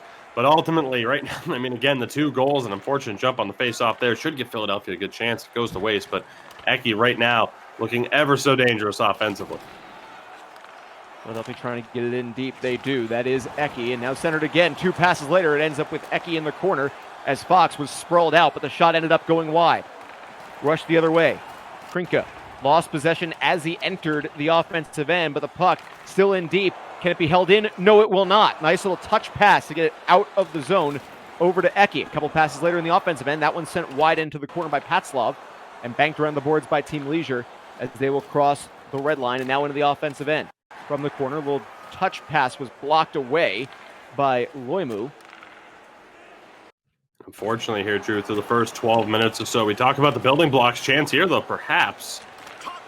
Psycho Skills started it, and he finishes it. A beautiful give and go. Psycho Skills getting the goal and cuts the lead to 2-1. Talk about, I mean, the commentator's curse is alive and well. I was just about to say, through the first 13 minutes or so of the period, Philadelphia looked to have made those adjustments and cut out what the Team Leisure squad was able to get offensively, those opportunities. That proves it. All it takes is one chance. Psycho Skills, again, continuing that hot start as a forward since moving up from defense. It's his 10th goal of the season. And at the very least for Team Leisure, we talked about, what do you have to do to walk away from this game with your heads held high? Not get shut out for the 10th time of the season and not allow Kape to get a record-setting 11. There will be no donut on the scoreboard tonight, at least not here in game number 1. Philadelphia trying to reclaim a 2-goal lead, but making the stop and covering up is Fox with all fours on the board. 4:44 in the second period. I mean, much better here from Team Leisure. Again, we talk about it. You just need those one chance, those few couple of moments there that will present themselves. That was a phenomenal save, though, from Fox. A save with the blade of the skate. That kind of stretch work, but here comes Philadelphia yet again, trying to get another opportunity like that last one. Fox has been, he's made some really big saves. He's given up 2 so far, but he's made a couple of really big saves against Philadelphia. Yeah, that low save percentage seems to have been a little bit of an indicator of, I don't even know how to explain that one, Drew. I'm completely caught off guard.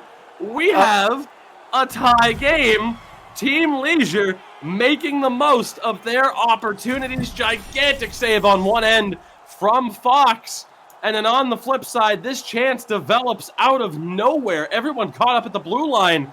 And it's playmaker SJ sneaking through, finishing that one 5-hole. His 12th of the season, a team leading 12th. I cannot believe this. We are tied at 2. That was incredible. A quick rush the other way, and that one does not reach the goal mouth as Fox was well protected by his defenders. And yeah, that one, they've been trying that. Leisure has that pass quite a bit already in this game, and that one connected and immediately turned into a goal. It's that complete north-south pass as another centering feed ends up being shot wide by Philadelphia. It's that north-south pass to try to give it to someone who's ahead of you, and just like that right there, except they can't get the shot away. And that one, it finally connected. They got the shot on goal, and it went 5-hole, and it scored. And after 2, we are tied at 2 between Philadelphia and Team Leisure. And if you are Team Leisure, you have to be thrilled as we take another look at that goal. And it's one of the most shocking turn of events I can recall from this season. Again, looked like Team Leisure were down and out here halfway through the second period. But you get a big save from Fox goalie again on the other side, who, as I was saying, as that tying goal was scored, 61% save percentage, may not have told the full story. Of course, we mentioned only 6 games played, but they bring him in, RPH out for the day, despite being one of the top goaltenders in this league, and he has made the big saves necessary to keep Leisure in this. And like we mentioned, the chances that they got, maybe not the most high percentage chances in the world, but it doesn't need to be the pretty plays, and I don't think it was ever going to be the pretty plays for Team Leisure. Psycho Skills and Playmaker SJ with the goals that they scored, we know what the player types that they had. They weren't exactly trying to beat Philadelphia at their own game, and that's always the question when you play a team of this caliber. Do you change up your strategy if you have a similar strategy? What do you look to do? What player types do you roll with? What is the focus? Because odds are you're not going to beat Philadelphia at their own game of fast puck movement, an incredible north-south game. And right now, for Team Leisure, question the quality of the goals if you want. It counts, and we're tied. Quick chance right off of the drop, basically, for Playmaker on that one, and we'll have an offside whistle. And yeah, only 2 shots on goal for Team Leisure in that period. Both went in. 100% shooting percentage in period number 2 for Team Leisure. The game is tied, and now if you're Team Leisure, you're basically, I don't think you go into a prevent situation where you're just trying to force your way into overtime here. But I mean, you're in a position now, you've only got 20 minutes left, now 18 minutes left, but you're going to be shorthanded as I say that. I was basically going to say you need to basically just keep things calm and smooth and slow things down, and then they take a penalty. So shorthanded will be Team Leisure. They did kill off the first one, looked great on that penalty kill as they win this Exactly. I mean, defensively responsible is the name of the game through the rest of this third period here. But like you mentioned, on the kill, I think they have a little bit more confidence here after killing off that first one. But obviously, Philadelphia's woken up offensively a little bit since the early stages of the first. That shot blocked. Good job by Krinka getting in the lane. And another job of getting in the passing lane that time. A big steal made by Gazelle. Skated it all the way to the opposing blue line before turning it over and starting back to play some D. 2 mistakes there, I think, not getting the puck all the way down when they had the opportunity to do so. Another big steal. That pass, and now a little slap shot off of the boards should kill off the rest of this power play. So Team Leisure, 2 for 2 on the penalty kill against Philadelphia. Very impressive. I have to admit, I mean, again, I've been able to call a lot of Team Leisure games so far this season. It's arguably the best they've looked. Stepping up to face their competition, the number 1 team in the ECL Elite standings as of right now. 14 minutes left in regulation time. It is a 2-2 game, and now Philadelphia, an odd man rush perhaps. Centering feed, great recovery and poke check. Except it results in a penalty shot. I really thought he got that one clean. I thought he did too. It was a great attempt there. Frankie gets the stick blades into the skates. It's Playmaker on the penalty shot. Don't blink. Quick hands. Fast skater. Very tough challenge here for Fox. See what Playmaker does with speed. Straight up the middle. Backhander and missed the net. He drew him off. He did exactly what he wanted. As you can see, Fox went towards his glove side, figuring there was going to be a move. There wasn't, but the backhander goes 2 feet wide of the cage, and Team Leisure dodges a bullet. Again, had a feeling Playmaker was going to use that speed there and the quick hands. We saw both on display, but ultimately, like you mentioned, the shot just off target. Philadelphia with a chance on the rebound. Big save made, trying to stack the pads 80 style, but there, a second and a third chance effort. And the captain puts one in for Philadelphia. Actually, Eki getting the hat trick there. I thought it was Potsalov as well, but Eki able to deliver the hat trick for, again, the option up front for Philadelphia. Of course, not known as much for scoring goals as the other two. A very tough break there for Fox. The defense in front of him just not able to recover the puck. And we'll see what Team Leisure can do with 11.5 to go. Now down by a goal, and now Philadelphia again centering a one-timer, and now Philadelphia has opened things up. Another goal. It is 4 for Eki. An absolute heartbreaker for Fox goalie and Team Leisure.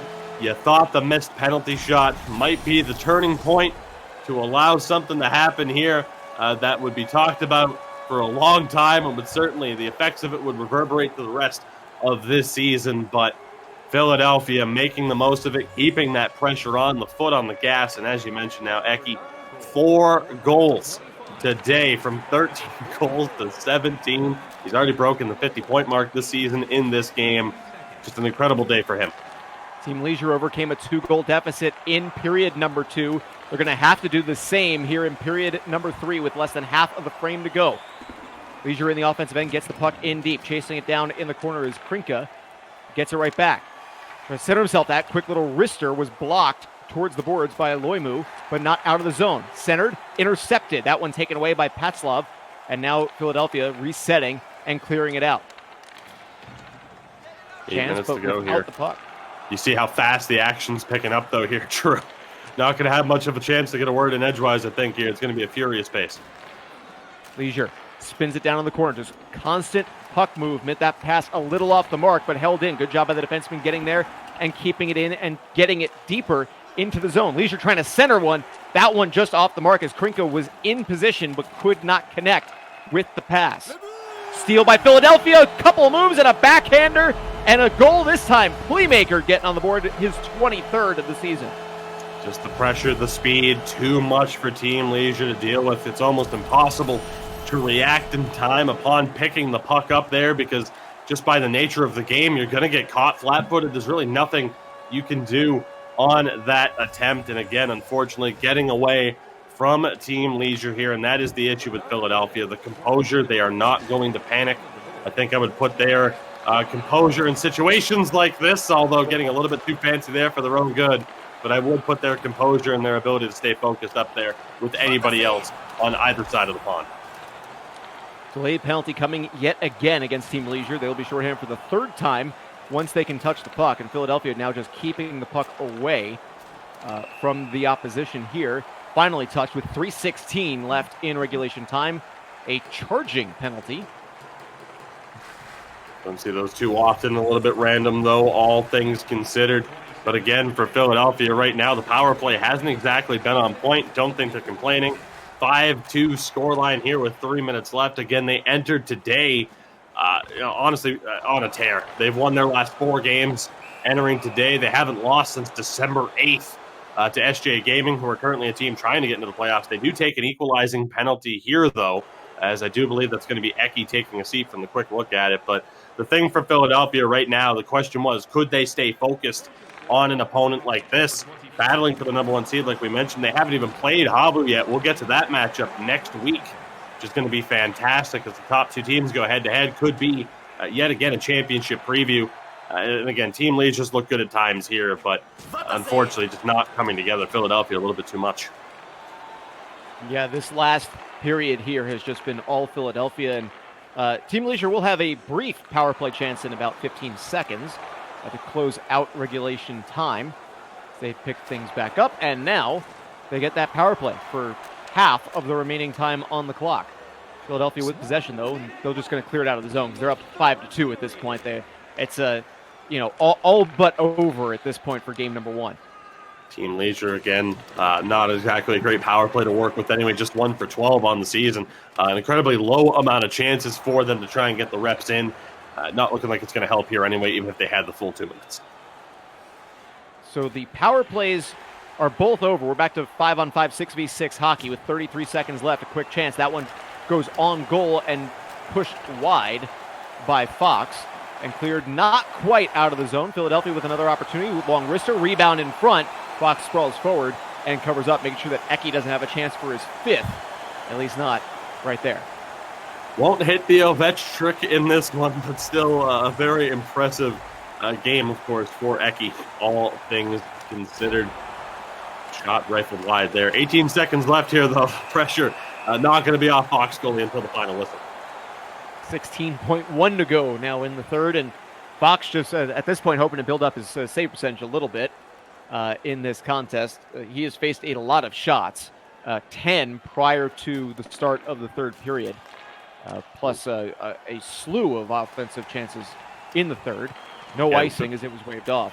Philadelphia, the most shots for any team in the league, of course, so that was to be expected.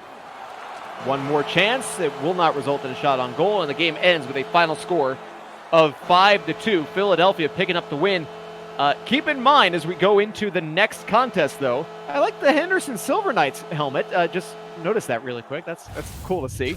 But it was a 2-2 game after 40 minutes as we take another look at what ended up being the game winner and the hat trick goal for Eki. That's just a tough break, all things for Fox. He was in the right place at the right time, but almost punished for the sins of the defense in front of him, just not being able to maintain possession there. It's almost the game saying we got to give him this one. It was just too good of a play to strip it away from the defense. You know, for Philadelphia here, I mean, again, at times I think you could criticize them for a bit of a slow start. I think we saw it again in that one, although, again, you don't want to take any credit away from Team Leisure to be able to hang with them because there are a lot of teams in this scene that could not hang with Philadelphia if they were playing at 50% capacity. So all things considered, very impressed with them. And, of course, we'll talk a lot more about them here before that second matchup. But for Philadelphia. I mean, it was pretty much a team that was advertised to us heading in to this matchup. The front three, we know they have the ability to just simply take over and dominate, and they did just that. I mean, again, Playmaker, 4 points. Eki with 4 goals. Of course, Potsdam was a little bit more quiet, all things considered, but certainly helping out defensively when he needed to. I mean, he's a guy who can put up points. Again, top 8 in scoring heading in to today, but one of the best two-way centermen in this game. Again, if not the best. We didn't even have to see Jay Toro and Loimu that much involved to the normal extent that we see them. They were certainly involved in the play. And for Kape as well, certainly probably his worst statistical performance on the season. What was that? 2 goals against on 4 shots for the for the top goaltender here in the league. That is going to it's going to hurt his chances to take the top save percentage crown by the end of the season. Of course, he still has time to get that one back. But yeah, a lot to talk about for both teams. Yeah, and just Leisure, I think, has stuff to build on as they go into game number 2. Philadelphia, obviously, I mean, they got 4 shots in the first, 6 shots in the second, 5 shots in the third. They just could not beat Fox, really, at least not consistently, until that third period. So, obviously, they're a fantastic team. Team Leisure hung with Philadelphia for 40 minutes. So that's at least it doesn't get you any points in the standings, but a little feather in the cap or something to try and build off of as we go into game number 2. And I want to give you back the reins here, the saddle, whatever you want to call it here, because I know that this is something that you enjoy doing. So I'll let you take it back really quick. It is. I want to give a special shout out to Wilhelm. Just to Wilhelm. Wilhelmin ykköskentän pakkeina uudet tulokkaat. Sour Cream Snacks ja Flaming Hot Snacks.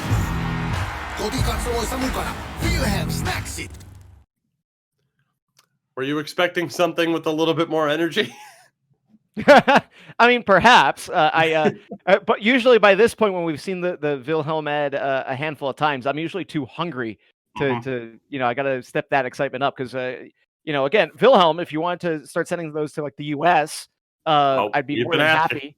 It's just because every time I see it, I'm like, oh, it's what time is it even here? It's 12:50 in the afternoon. So overdue for some lunch, could really go for some Wilhelm, like especially during these breaks between the first doubleheader and the second doubleheader would be a nice time to have one of those types of snacks. And although depending on the intensity of the flaming hot snacks, you might want to keep one of these with you just in case. I've been warned. So there you go. Yeah. I actually I did the Hot Ones challenge with my brother and some of his friends about a year ago. So found vanilla ice cream was a really good way of that one. Nothing really prepares you for taking I don't know if you've seen Hot Ones. It's a fantastic thing. Yeah, the 2 million Scoville one. Nothing prepares you for it. That'll be Sin's attempt, not mine. I will stick to the sour cream. Thank you very much. I did it once, and actually I had I sampled them all beforehand, so I've technically done it twice, and I do not intend to do that a third time. That was just, I will stay with like my medium spicy or my like traditional buffalo sauce. Thank you very much. But lesson learned. Yeah, I'll try whatever we get from Wilhelm. That is that would be the exception on it. You can send me whatever. I'll try it at least once. So, but yeah, now we're going into game 2. It is the 4th game that we've got for you today. Drew Goldfarb, aka Farbsy, and Tugi with you here on the call. Philadelphia picking up 2 points. They're now 21-1-1.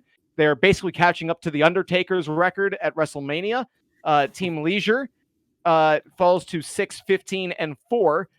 And as they continue to build up the games played without the points earned, they fall into that risk of Dark Horse perhaps being able to catch them here in the closing days and weeks of this season 11. Absolutely. I mean, right now, 25 games played out of 30. You got 5 left on 16 points. So right now you look, of course, they'll be on 26 here by the end of this broadcast. So trying to catch up to YMCA Esports in 12th. It's starting to look like it's just not going to be in the cards unless picking up a point against Philadelphia here would be great, but then you look ahead towards those last 4 games and you really talk about needing to walk away with the lion's share of the points in both of those matchups. and then needing a little bit of help. So I think right now for Team Leisure, you mentioned Dark Horse, and of course Conquer Gaming also below them in the standings. If you're Team Leisure right now, you are starting to sweat a little bit. Not quite doing the Hot Ones challenge, but still starting to sweat a little bit nonetheless, because you realize, okay, we're in a relegation battle here, but even then, with the teams that are below us that have games at hand, it could be out of our control if we continue to drop points. You could still be facing automatic relegation, which again would be, I think, an incredibly disappointing turn of events for a team of this caliber. Never would have thought that we'd be talking about them in that light. They were a playoff team last year, granted under a different name, but still, for a playoff team this past season to be facing a relegation battle, it really goes to show the competition level of this league. And when they're trying to stay competitive here in game number 2, as we get ready for that contest with Leisure and Philadelphia, what did Team Leisure do well in the first 2 periods that allowed them to stay with Philadelphia that maybe changed? Obviously they didn't have a single shot on goal in the 3rd period. You can't win or hang with a team that scores the way Philadelphia does without getting shots on goal. But what was it about the way Team Leisure played that allowed them to hang with Philadelphia for 40 minutes? I think it was overall, obviously, first and foremost, a strong performance from Fox goalie. I think much better than most people would have expected, given the stat line that we had seen. But I don't know if we're going to be able to get a look at it here. The teams might already, okay, we do get a look at it here. But again, you see there a two-way forward at center. On the right-hand side with Psycho Skills, you see the Grinder. And I think those slight changes to slightly more defensive builds can really help offset the playmakers and the puck-moving defensemen that you see on the other side. Where, again, a Philadelphia, what do you prioritize? You prioritize speed, puck control, and the passing ability. And again, for Team Leisure to have those bigger builds, obviously you don't want to go too ridiculous with it. I don't think you want to be running bigger power forwards or enforcers, because the speed difference would just be a little bit too much, although that would make for an incredibly entertaining game for a couple of reasons. I'd be intrigued to see a team do that at some point. I do know from experience, an enforcer defenseman running the Zdeno Chara size build. It can be fun in this game, but you eventually get to a certain level where certain teams are going to laugh at you for even attempting to do that against them. But I really do think it was the commitment to the defense and the more physical style. But then obviously offensively, like you said, just 4 registered shots. There were some other chances there coming out of the grit and grind in the corners. But ultimately, I think, again, they just weren't able to sustain that offensive pressure enough to keep the pressure off of Fox goalie and the defense on the other side. It would be really interesting to see at this level as we're underway here in game number 2 of this doubleheader between these teams. Team Leisure going down on your screen in the dark blue or black, and Philadelphia going up on your screen in the white and orange. It would be interesting to see someone take the build of Washington Capitals legend Zdeno Chara. I know you're a Bruins fan. I had to rub that in ever so slightly. Physically pains me to this day, but that's okay. we got a viral tweet out of it, so hey, it's worth it. To this day, it's been like, what, a week since he signed? 2 weeks since he signed? I think 2 to 3 weeks. It was December. I think it was December 28th or 30th, but who's counting? Well, not I. Speaking of counting, by the way, I appreciate that you could do the quick conversions. Speaking of quick conversions, Rister off the iron and in, and guess who?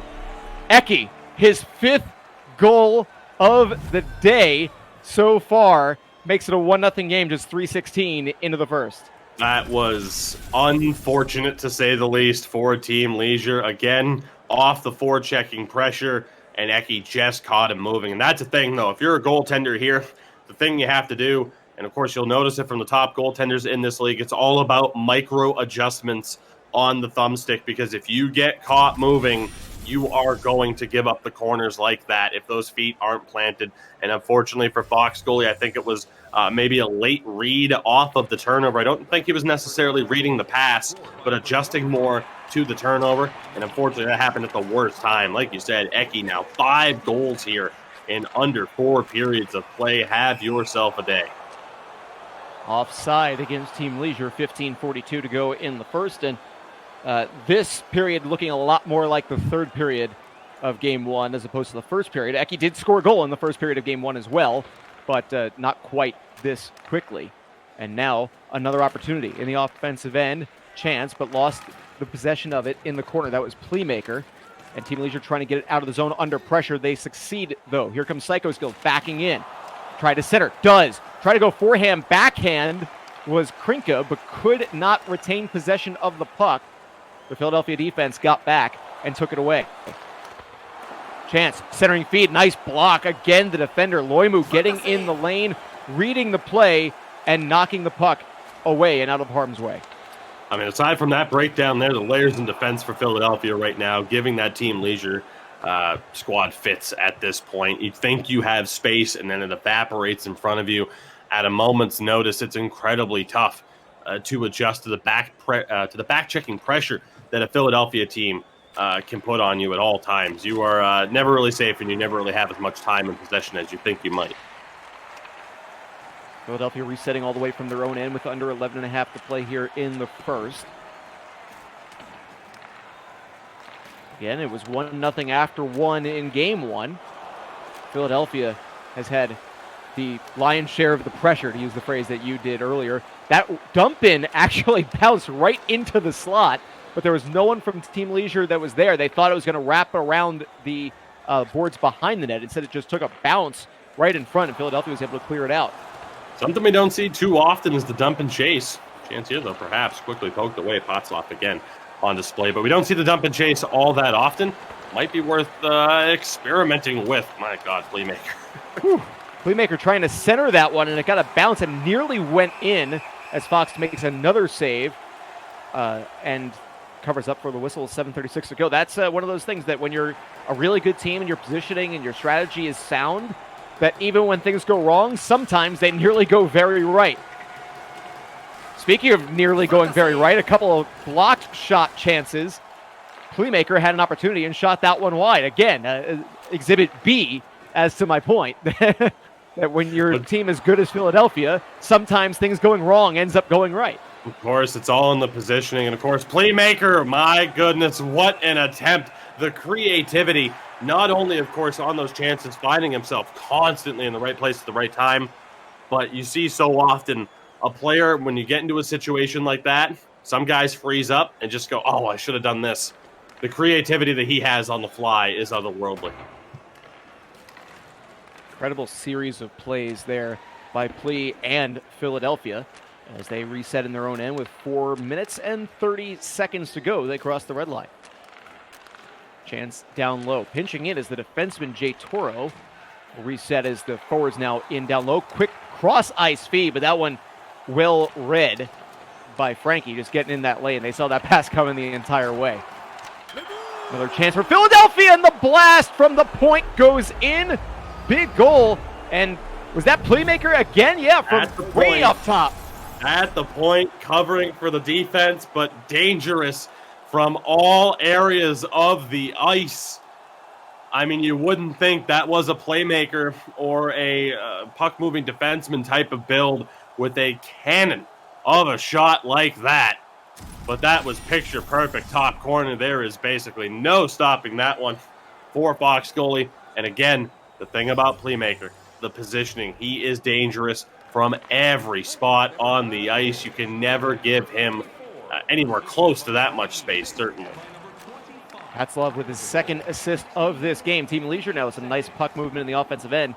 2 minutes to play in the first period. They're down 2-0, and they cannot retain it. A huge bone-rattling check as the puck came out of the zone. Getting absolutely obliterated was Loimu, but offside against Team Leisure.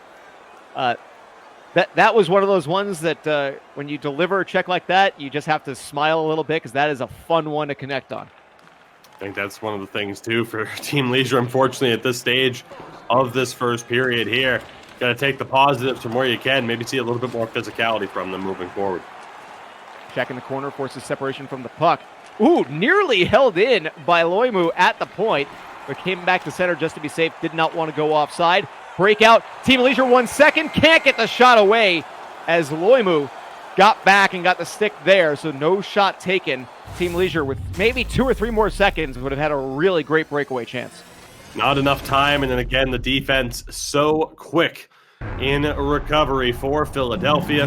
Get another look at that hit. Yeah. Yeah, maybe one of the lone highlights, unfortunately, for Team Leisure. Again, they just haven't been able to move the puck fast enough when they have these offensive chances. They've had a couple of opportunities, and maybe throwing some shots on net And again, those just haven't been there for them. The speed at which you have to play this game when you play a Philadelphia, in both zones, really all over the ice, it's just not a pace that many people can match. And it's an interesting thing that you see the time of attack was about even, but no registered shots for Team Leisure. And I think it's one of those things that honestly kind of compares to the real life game, where you have those teams that, have the legs under them to just push the pace constantly. And on the flip side here in the virtual world, you talk about the thumb speed and just the finger speed in general that some of these guys have. And again, it's something you often just want to kind of compare what's going on the ice to the real game. But then you think about what they're actually doing, playing on a PS4 controller, the speed that they have, it does kind of compare to real hockey where, some teams don't have the speed on the controller, much like in real life. Some teams just don't have the foot speed to keep up with some teams. Puck's in all the way down. Maybe an attempted Omaha play, but icing is the call against Team Leisure. So Philadelphia will get an early offensive zone draw here in the second period. We do love the Omaha calls here. We haven't seen really any attempts here in this game. Like I said, I feel like that strategy used sparingly by a few teams. Chance here, though. Leisure with that centering feed just behind the player, though, at the intended target. Delayed penalty coming against Philadelphia, so Leisure with a chance as it's touched by Philadelphia, and they will be shorthanded again. Team Leisure 0 for 1 on the power play in Game 1, but it really didn't count. It was only about 20 seconds at the end of that game. Right, and still just one power play goal to their credit this season. Going to be a difficult team to try and find that second goal against. Another big hit by Team Leisure is that one delivered by Krinka, but Philadelphia clears the zone, and when you're shorthanded, Philadelphia will obviously be happy to take a big hit in exchange for sending the puck the length of the ice. Absolutely, and again, that was an underrated thing that I was kind of upset to see Leisure not do. You have to factor in, if you send the puck all the way down the ice, first and foremost, you can get pressure on the play like Potslov's doing now, but it does allow you even an extra second to even two to rest up, as the energy restoration just isn't what it is for the other team when you're on the kill. So, I mean, again, that's always my thought, is send the puck down the ice unless you have a clear chance for a shorthanded goal opportunity, because that's the extra stamina is that much more important here in these situations. After the offside, battle for the puck in neutral ice, and Team Leisure gets in the offensive end. Cross-ice feed connects. Quick shot taken. First one of the game, I believe. And save is made by the goaltender there, Kape, and drops it off as Philadelphia has killed off that penalty. Good chance there on the doorstep for Krinka as well. Just wasn't able to get a piece of that one. Icing is the call, and that's kind of unfortunate, as Team Leisure, I think, probably thought they had taken the red line, but just barely on the other side of it. Offensive zone draw for Philadelphia. On their defensive zone. They do come up with it, though. Unable to clear the zone. Big steal by Jay Toro, keeps it in, but only for the moment, as it's cleared all the way out and down, and that one again will go for an icing. Got to look for those stretch passes. Again, we don't see it often this year, and I don't know if you necessarily want to attempt it, the dump and chase. I don't think they have the speed up top to Team Leisure to try those quick slap passes off the end. Board tuck on the line. Box goalie comes up big again. Patslov had that chance right there, and boy, oh boy, that's one. You never want to see your goaltender facing the back of the net to try and make a save, but it worked, and it keeps it a 2-0 game. Unless it's Carey Price in a skills competition. Oh, I forgot about that. I love that. Did Jake Allen do something similar too, skating backwards, watching the reflection off the glass? I think so. So Mark Bergevin clearly knows something we don't. About 11 and a half to play here as Team Leisure recovers the puck in their own end and starts out. Long pass on ahead for the center playmaker, but can't get into the offensive zone. They'll play it back and reset. Playmaker cross ice for Krinka. Trying to get it in deep, but they can't. Philadelphia just defensively fantastic play against the rush as Philadelphia now goes offside with 10-12 to go in the middle period. And even from a spectator's view here, it's tough to call out exactly what the key is for Team Leisure to get back into this one. Like I said, the dump and chase would perhaps work if you have the speed to get to those defensemen in time, maybe force the board play to just try and slow things down in the offensive zone. But again, the incredible speed that they play with makes it difficult. Yep. Another big hit by Team Leisure. Philadelphia looking for that wraparound try, but couldn't get it to go. Quick feed in front. Another pass. That one hit the side of the net. A big chance for Eki, looking for his 6th of the night. It's okay. It's just a game. Pass down low for Eki. Couldn't get there. Eki did steal it back, though. Chases it to the corner. Scoops it up. Plays it back up top, but split the defenseman. It goes all the way back down and just wide, in fact, of the goaltender Kape. So Philadelphia resets from their own end. A couple of close calls there for sure. The physical play for Team Leisure certainly having to amplify that. Eki centered and beautiful goal as Patslov tucks it in. Fantastic pass, too, to set that one up. Fortunately, that physicality came back to haunt them. Patslov finds himself wide open in front, and the captain will make no mistake there. A defensive lapse that, again, a team like Philadelphia will rarely let you off the hook for. Patslov again entered today, tied in goals with Playmaker on this team. Of course, Playmaker's picked up a couple today. Eki doing his best to catch up to the two of them. And right now, again, I think this is more in line with what we expected to see in that first game, as Philadelphia very much in control. Another rush for Philadelphia. That quick little backhander goes on goal and is turned aside by Fox. Good chance by Playmaker. Every forward for Philadelphia with a goal in this game. Patslov with 3 points as well. What a heads-up play there by Playmaker to bank that off the boards. That was incredibly creative. Just didn't play out for him, though. 3.5 to play. Another rush chance. The puck in front.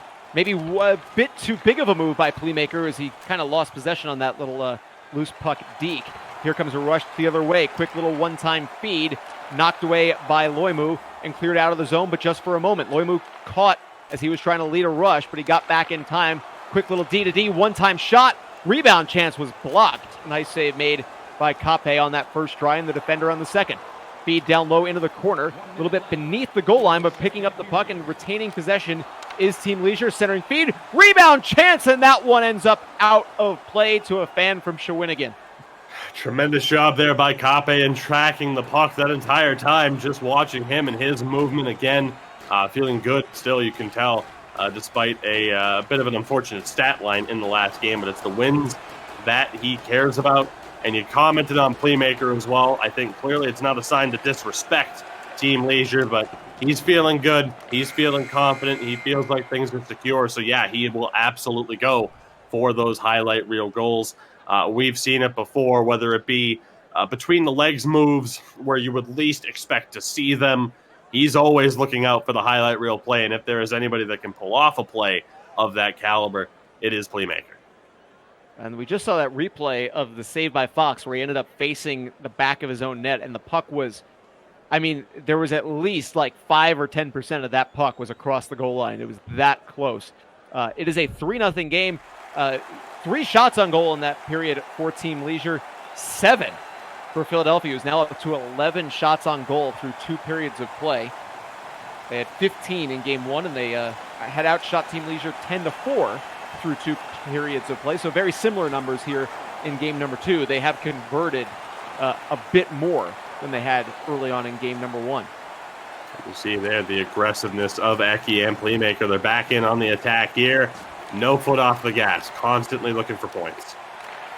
Big steal by Team Leisure. That long lead pass was tipped away, but great job backing into the zone. A forehand shot and a rebound try. Good opportunity for Krinka. Great job staying with that as well, as he had to steal it away from Philadelphia. But now the rush goes the other way, pushed on goal. Fox will cover up for a whistle. Just over 3 minutes gone by in the third. The battle of the left wings, 2 great chances on each side. Krinke as well, again, very difficult to work your way through that defense of Philadelphia. Came into today's action on a bit of a high note. Hasn't really been his best day. Hasn't been Leisure's best day, of course, in general. But you see some of the skill on display there that he happens to possess. Leisure in the offensive end, maybe with a little bit of space. Feed down low into the slot. But that shot turned aside. A good opportunity for Playmaker SJ trying to get in there. He took that feed as he was charging, but could not beat Kape. And a trip coming up against Team Leisure. So a power play chance. Appreciate the extra camera work here by Eki. That's a new feature that I'm not sure what I think of it. That now when you're kind of not in the play that you can actually move the camera around a bit. Yeah, I don't know what anybody thinks of it, really. It's just one of those things where it's like, all right, I guess this is a thing now, and people use it more so to just kind of... Nauseate people? Yes, that's the exact term I was looking for. Thank you. Yeah, it's offside there, 90 seconds left on the power play. It's one of those features where you wonder who suggested it. Like, that's, for me, like, it's like, you know what we need to do is we need to be able to control the camera movement when we're in those, like, little cut scenes between plays. I mean, it is one of those things as well, where, again, I think that every year there's some of those features that you just have to wonder, hey, what's up with that? Now, I know we need to stay on the task at hand here. Yes. But I want to know. I couldn't help but look at Twitter. James Harden's been traded to the Brooklyn Nets. Wow. So no disrespect to the other teams there, but hey, there's big things going on everywhere. Major trades in basketball. The NHL season starts today. We've had a very strong broadcast here with the ECL Elite Division as well. It's been a great day for sports. You're getting breaking news during the ECL Elite broadcast as a cover up there by Fox. About 8 minutes gone by, the power play over for Philadelphia, again killed off by Team Leisure. One thing that I guess they can say they've done well in this game is they've held Philadelphia to 0 for 4 with the man advantage. Nice save there by Fox. That's interesting, Harden going to Brooklyn too, because I know that he'd been there had been a lot of discussion about him wanting to be traded or demanding a trade or just showing he didn't want to be where he was anymore. Big sprawling save made by Fox. We can do more than one thing at once here during this commentary. So it'll be interesting to see what the night. That was beautiful. Interesting to see what Brooklyn can do as we have a rush here from Team Leisure. In that pass, he had two options and try to get it back, I think, a little bit too high. As Philadelphia will send it into the offensive end and chase it down. Big steal by Philadelphia, but a good defensive play, making sure that Jay Toro couldn't just walk in unopposed and take a quick shot from short range against Fox. Offside, 7:55 to go. Such a frustrating situation, I think, for Team Leisure, because you head into a matchup like this and you always want to think to yourself, hey, maybe we got a shot. And then by the time this happens and you get to this stage, you lost the first game, you're down 3-0 in this one. It's got to be so hard to stay motivated at this stage where, again, you walk in with a little bit of hope and optimism, hey, maybe we can do this, and then you run into the Philadelphia buzzsaw. Another chance for Team Leisure. Quick little wrister block, but the rebound chance was right there. So two opportunities for Krinka, but could not beat the defense or Kape on those opportunities as Philadelphia goes offside. So again, now 5.5 minutes to play here, and you have to think at this stage for Team Leisure, obviously, you're going to drop all 4 points here. At this point, mitigate the damage. Try to make sure you don't give up any more goals because goal differential, the head-to-head matchup as well, certainly could come into play with the relegation battle, which, again, they certainly find themselves in at this stage. This is a tremendous result, not only for Philadelphia to stay ahead of Havu, but, of course, for SAWO Esports, we saw in action a little bit earlier on. This was the perfect day for them. 4 points for them, nothing for Team Leisure. Great day for those guys. Here comes another rush from Philadelphia. Quick little wrister whistles high from Playmaker. Another chance here. That centering feed was blocked away. Couple of passes, breakaway chance. Team Leisure, backhander on goal. Kape says no. Centering feed, and again it's denied. Best chance of the night for Team Leisure. They could not convert on it. Here's a one-timer. Spinning backhander on goal. That was creative, but Krinka denied again. Final 60 seconds. It looked like that backhand was going in as well. I think it hit the defender who was in the crease. Otherwise, that might have gone in. Creative as it may be, it nearly worked. Team Leisure, 45 seconds left, trying to get on the board here in the closing minute. They lose possession of it on that rush, and now Philadelphia will pause for a second to try to reset. Jay Toro, a couple passes later, and now a rush. Playmaker in the zone, taken down. No penalty. I thought that may have been a hook by the animation, but it was not. Here comes Team Leisure on the rush. A little spinning backhand pass, poked away after it was intercepted. There's a trip. That one will get called. Team Leisure will have a power play to close out this game as well if Philadelphia can touch the puck. Quick shot taken, save made, and touched. 14.5 seconds left, and Team Leisure will close the game on a power play. So trying to break through and make it 3 total goals in this doubleheader. They've got 14.4 seconds left to try to do it. Puck in the corner. Chance now. Spinning with it. Team Leisure from the corner. Centering Fee. That shot. Knocked down in front. A great opportunity for the rebound, but a good job by the defender pushing it to the corner. And that is the 11th shutout of the season for Kape. An incredible accomplishment for Philadelphia, and the number just keeps going up. You could tell there in the final 5 minutes of play, Philadelphia started to play for Kape. They started to turtle up a little bit, which, to be honest, I think is a mistake. I think their best defense is their offense, to just keep up the pressure and keep the puck down on the other end. But at the end of the day, we saw the big saves from Kape, especially starting things off with that breakaway save. Can't say he didn't earn that one. Bounces back from that rough 2 stops on 4 shots attempt to now getting that shutout, like you said, his 11th of the season. The next highest entering play today was 5. Certainly an astounding number. And again, with Philadelphia now on a grand total of 24 games, 6 left, I'm very intrigued to see just what the final kind of number will be here, as I'm trying to get a quick look at the Philadelphia schedule. Of course, next week we know that they're playing Havu as well, coming up Färjestad and SAWO Esports. So some tough teams in their final 3 matchups, all teams looking to be inside the playoffs. Of course, SAWO Esports probably the furthest one down, but still very much in the mix. So that might be the final shutout of the season. Time will tell. But regardless, an incredible total, all things considered now. What an accomplishment for Kape. And the Philadelphia offense, 30 total shots across those 2 games, 15 in the first game, 15 in the second game, and quite a lot of goals scored as well. 8 goals, 5 and 3 was the division with that. I always like to go through and kind of to wrap things up with everything to get the 3 stars of the day. We do get to see 2 series. We had sweeps in both of our doubleheaders. So I think I can absolutely say without a shadow of a doubt, the number 1 star across both has to be Eki. If only for his performance in game 1 of that doubleheader. 4 goals, 5 total on the night, plus an assist.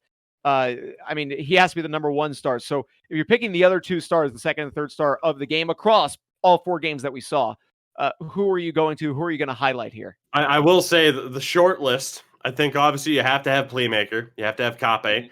I think there's a decent shout for Fox goalie as well for Team Leisure. And then for SAWO, Uwiski as well, the goaltender for them, had a crucial day in picking up all 4 points. I might have to be a little bit biased here, all things considered.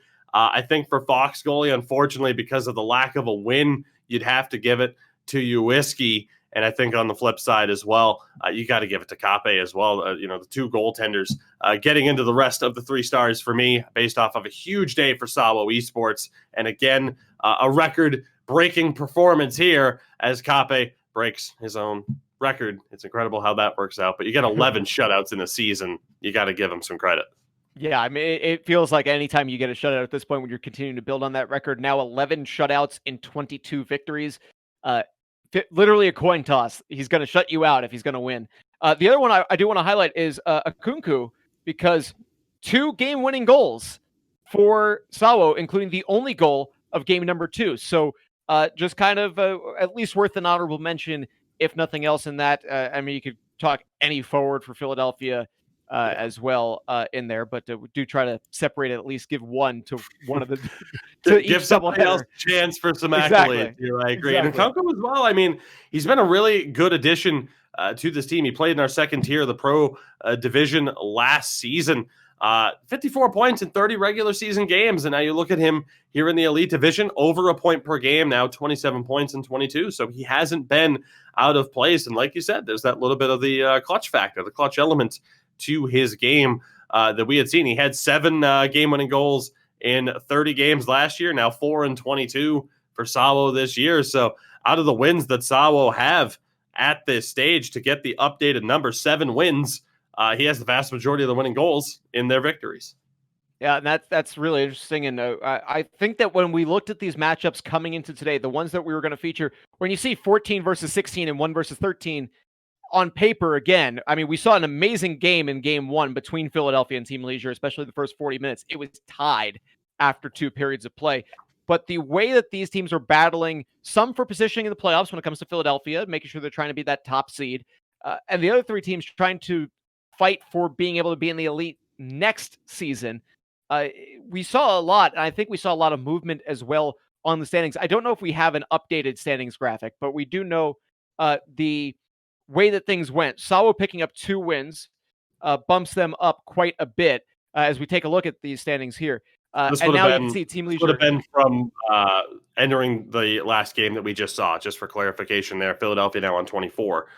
So, of course, now on 45 points as well.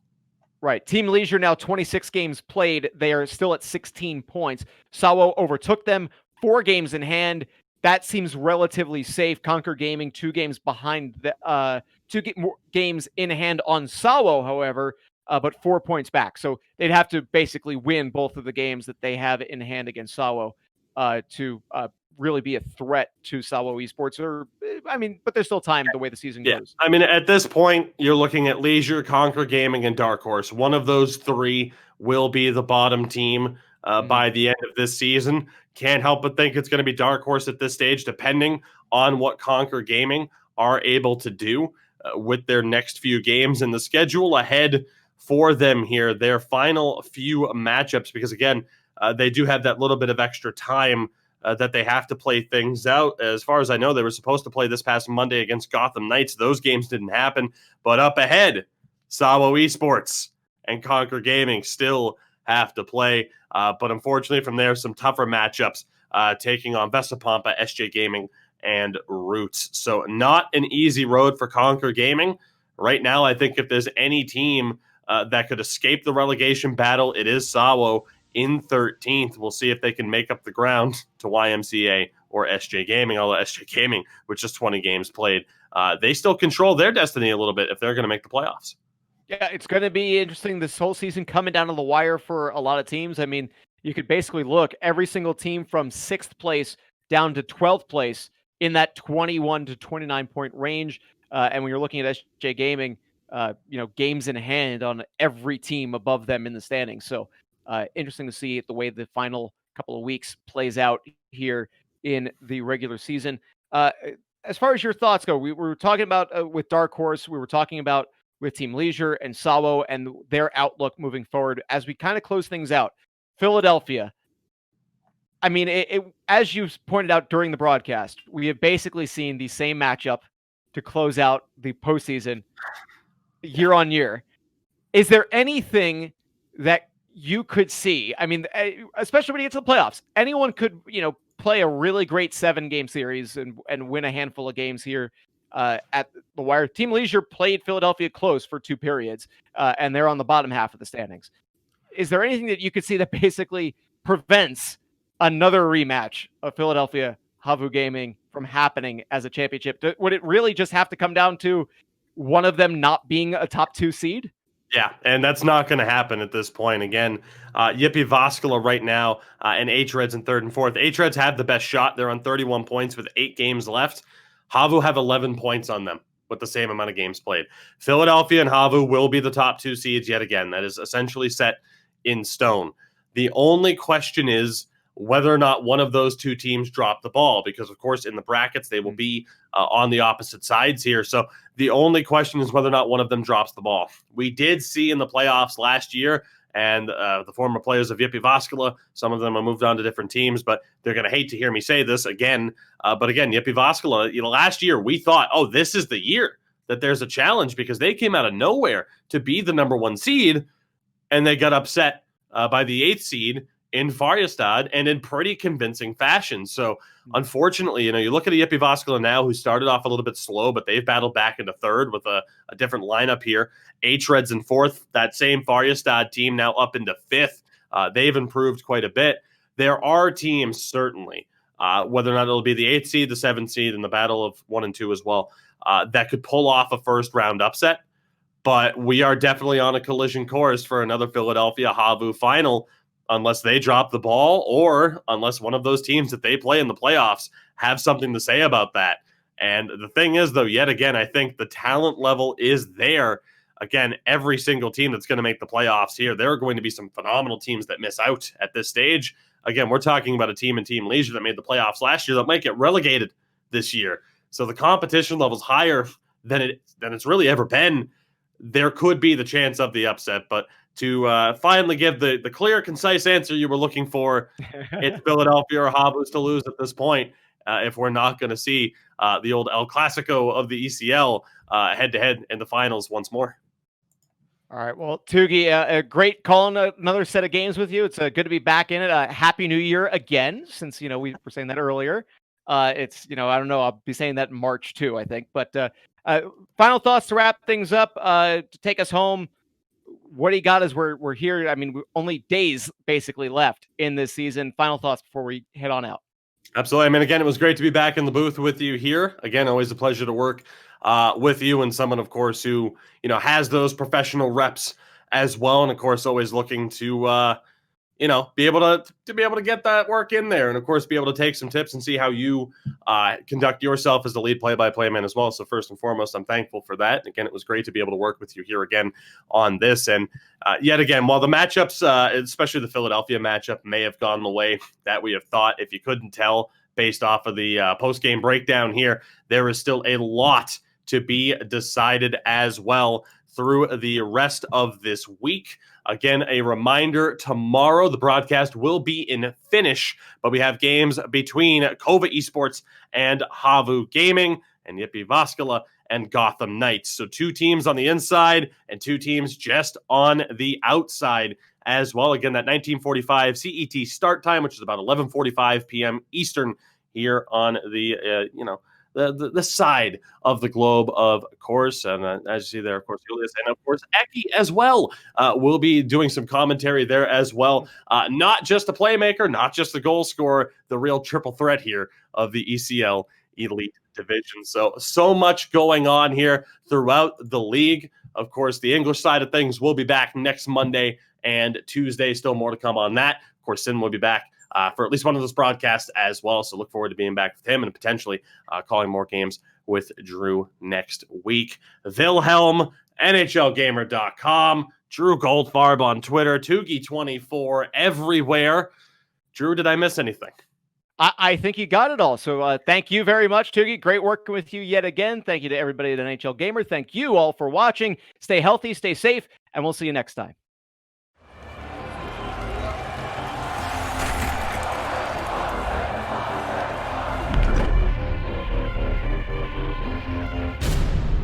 Wilhelmin ykköskentän pakkeina uudet tulokkaat. Sour Cream Snacks ja Flaming Hot Snacks. Kotikatsomoissa mukana Wilhelm Snacksit.